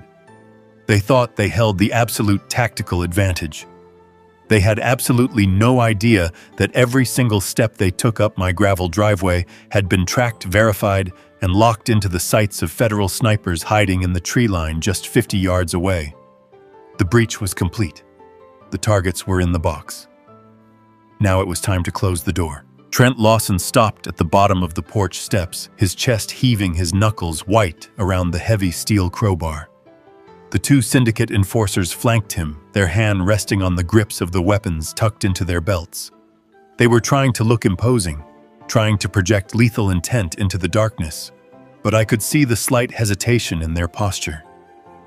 They were professionals, and professionals do not like variables they cannot calculate. Finding an old man sitting alone in the dark, drinking coffee, was a variable that made them incredibly nervous. Trent, however, was operating on pure, unfiltered adrenaline and raw terror. He did not see a variable. He saw the fragile old man from the grocery store aisle. "Where is she?" Trent roared, his voice cracking slightly, pointing the crowbar directly at my chest.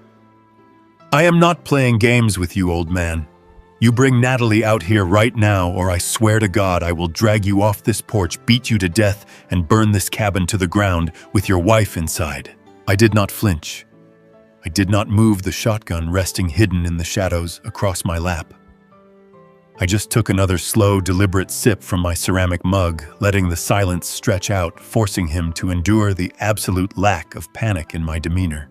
"You are making a lot of noise, Trent," I said, my voice low, smooth, and completely devoid of fear. It carried clearly across the quiet porch, cutting through his heavy breathing. "But noise does not solve your problems. It just tells the wolves exactly where you are hiding." Trent took a step up onto the first wooden stair, raising the crowbar higher. The arrogance that had defined him in his luxury apartment lobby flared back to life, a desperate attempt to regain control of the narrative. "You think you are smart?" he snarled, taking another step. "You think you can freeze my accounts and hide her up here in the woods? I have men here. I have a weapon.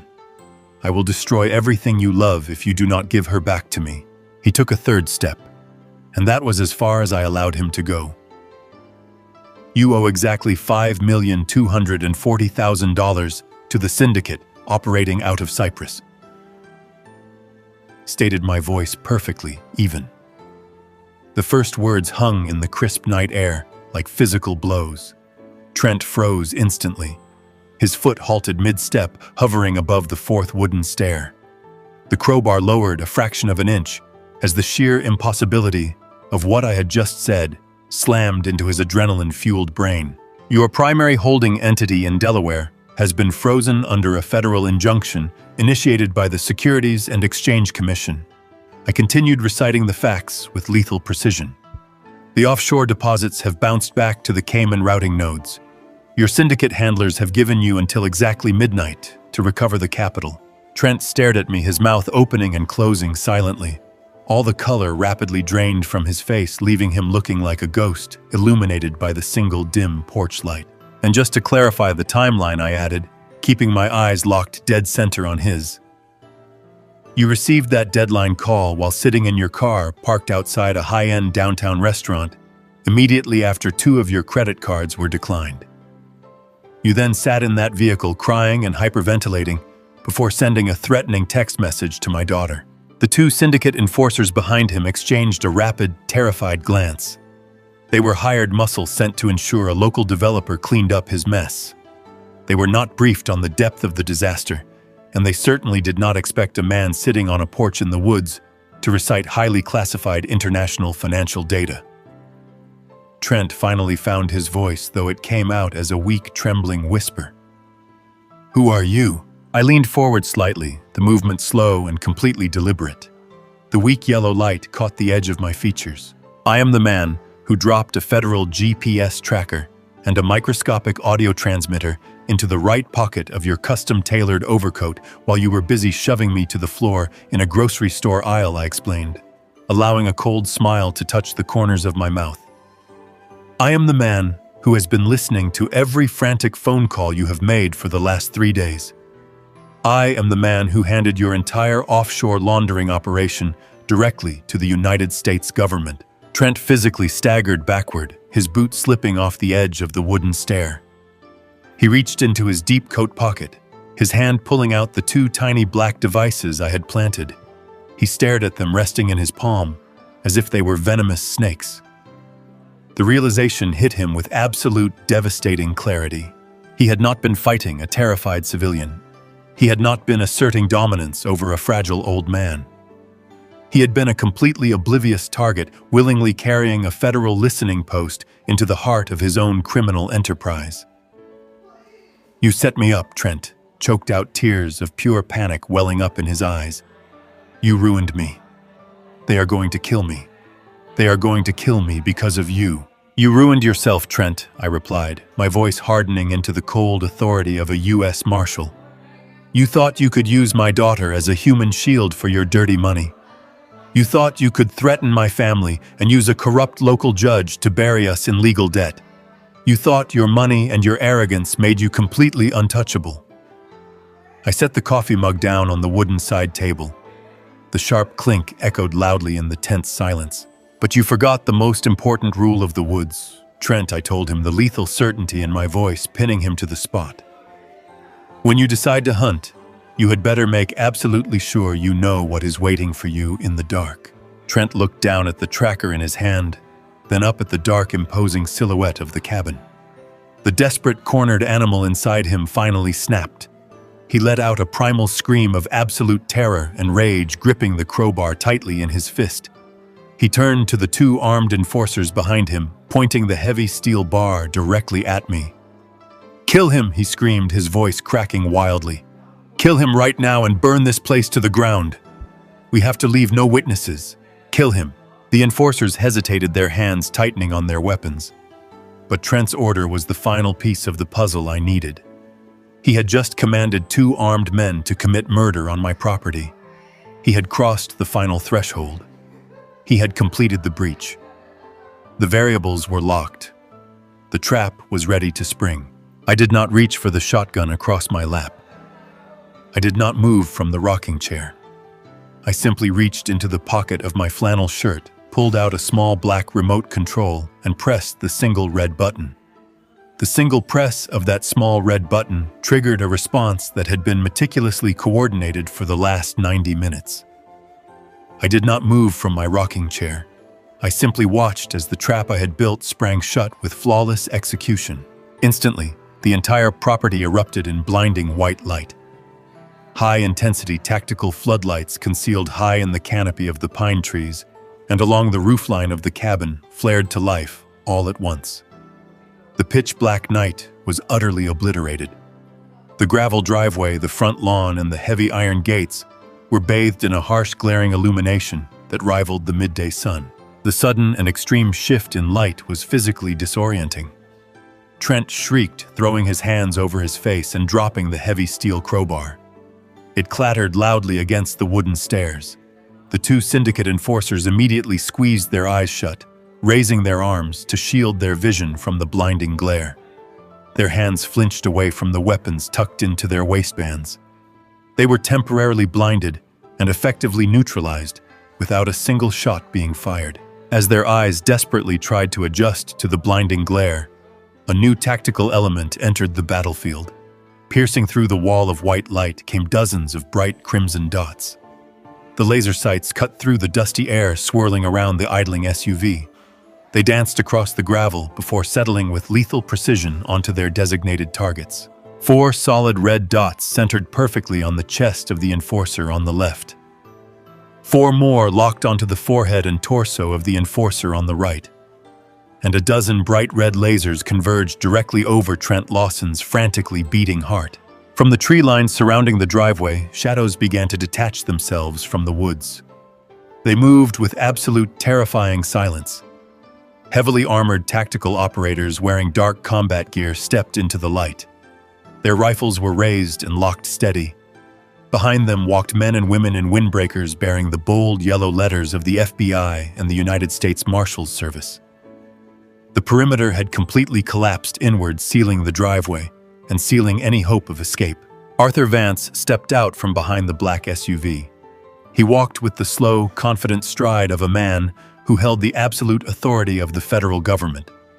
He held a radio to his mouth, but he did not need to shout. His voice was amplified through a megaphone cutting through the quiet night air. Federal agents, Arthur announced, his voice booming across the property. "Drop your weapons and get on the ground right now." The two syndicate enforcers were seasoned criminals. They knew the difference between a local police standoff and a heavily coordinated federal kill box. They knew that if they even twitched toward their waistbands, the snipers hidden in the trees would end their lives before their fingers grazed the metal of their guns. The enforcers did not hesitate.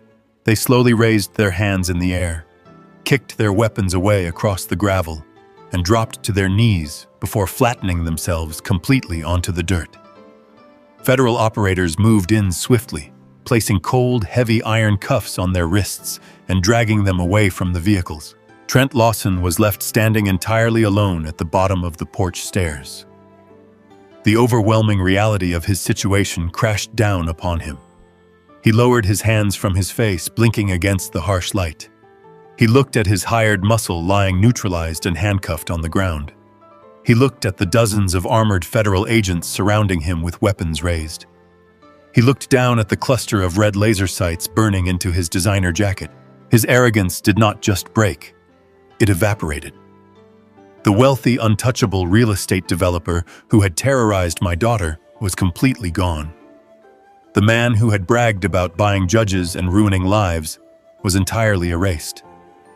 In his place was a terrified little boy who had played a game he could not possibly comprehend.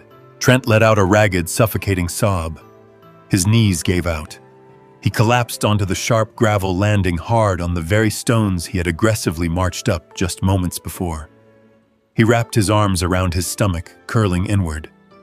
The tears streamed down his face, dripping onto the dirt beneath him.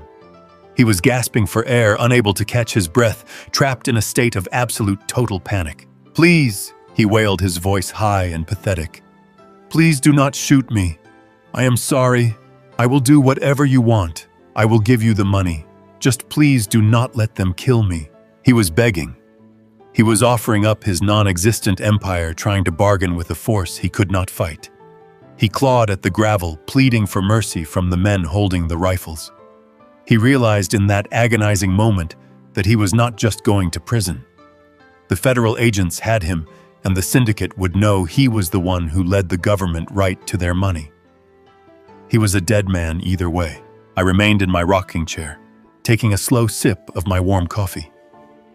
The operation had been executed perfectly. The threat was neutralized, and my family was safe. I watched as Arthur signaled 2 agents to move forward and secure Trent. They grabbed him by the arms, lifting his limp, sobbing body off the gravel and securing his wrists behind his back. The reign of Trent Lawson was officially over. I stood up from my rocking chair and left the ceramic coffee mug on the small wooden table. The porch boards creaked softly under my boots as I walked toward the steps. The blinding tactical lights still bathed the driveway in a stark white glow, casting long, heavy shadows across the gravel.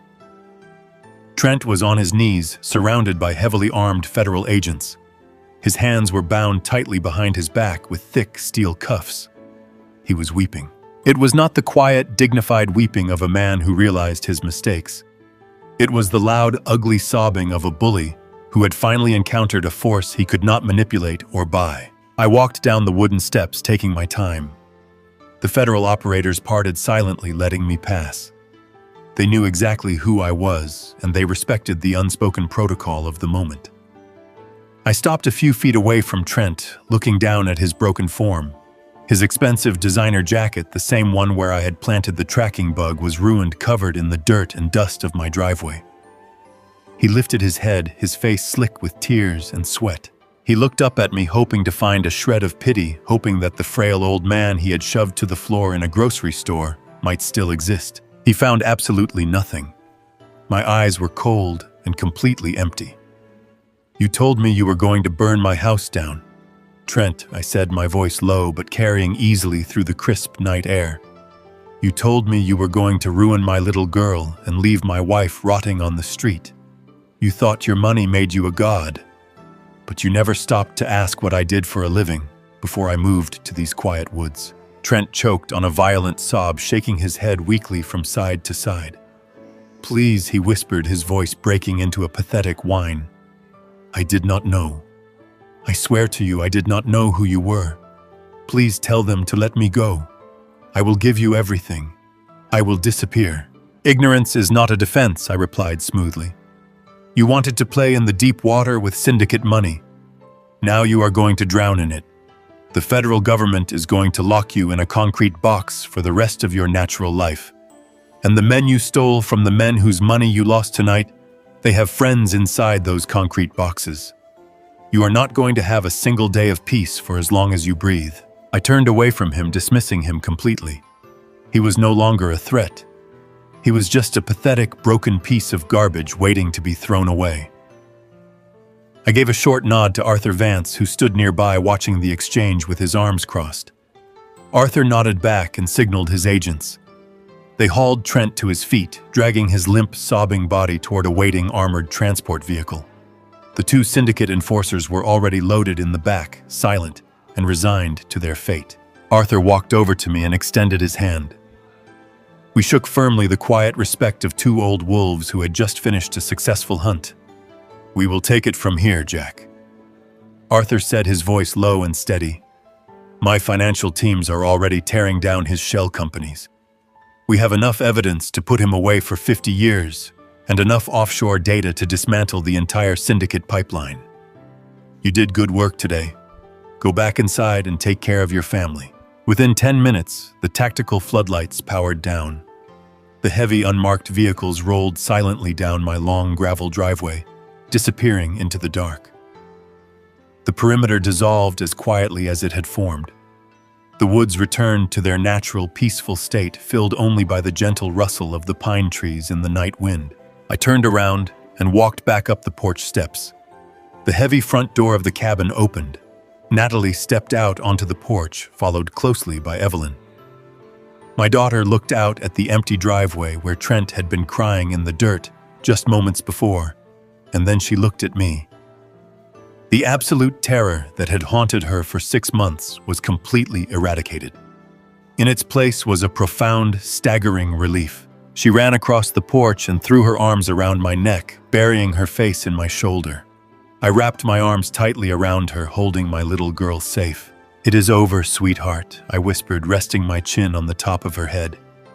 "He is never going to hurt you again. I promise you that."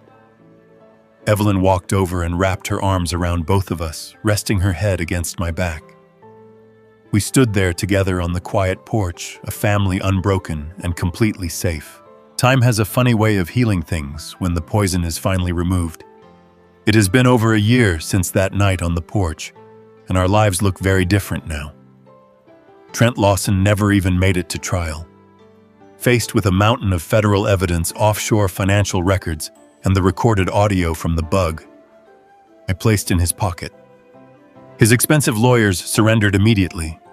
He pled guilty to money laundering, conspiracy to commit murder, and a dozen other federal charges.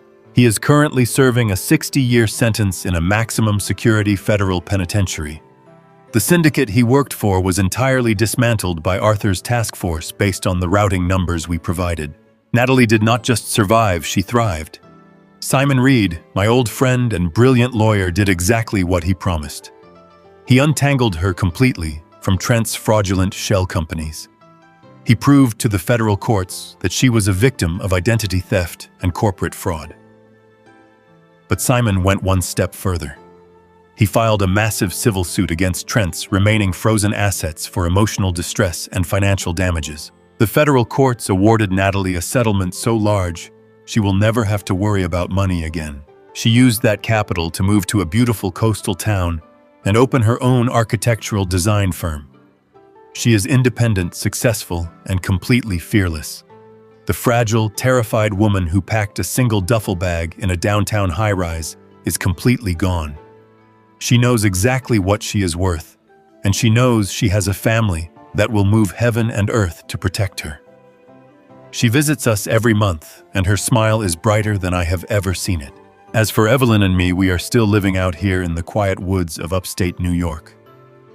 The broken living room window was replaced the very next day. The invisible perimeter cameras are still active, hidden deep in the hollows of the oak trees. Old habits die hard.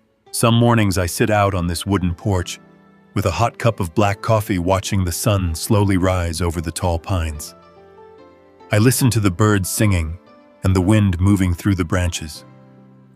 It is a peaceful, quiet life, and I intend to keep it that way. I spent 30 years hunting the worst monsters on this earth, and I earned this retirement. But if there is one thing this entire ordeal taught me, it is that a father's protective instinct never truly retires. If you threaten my family, I do not care how much money you have or how untouchable you think you are. You will find out exactly what happens when you wake up the wrong man. The greatest lesson to take away from this story is that true strength never needs to shout. Arrogance and wealth might create an illusion of power, but they are fragile shields against quiet, calculated discipline. Trent believed he could bully his way through life because he only understood intimidation. He mistook patience for weakness and silence for fear. But real protectors do not panic when threatened. They simply assess the situation and dismantle the threat piece by piece.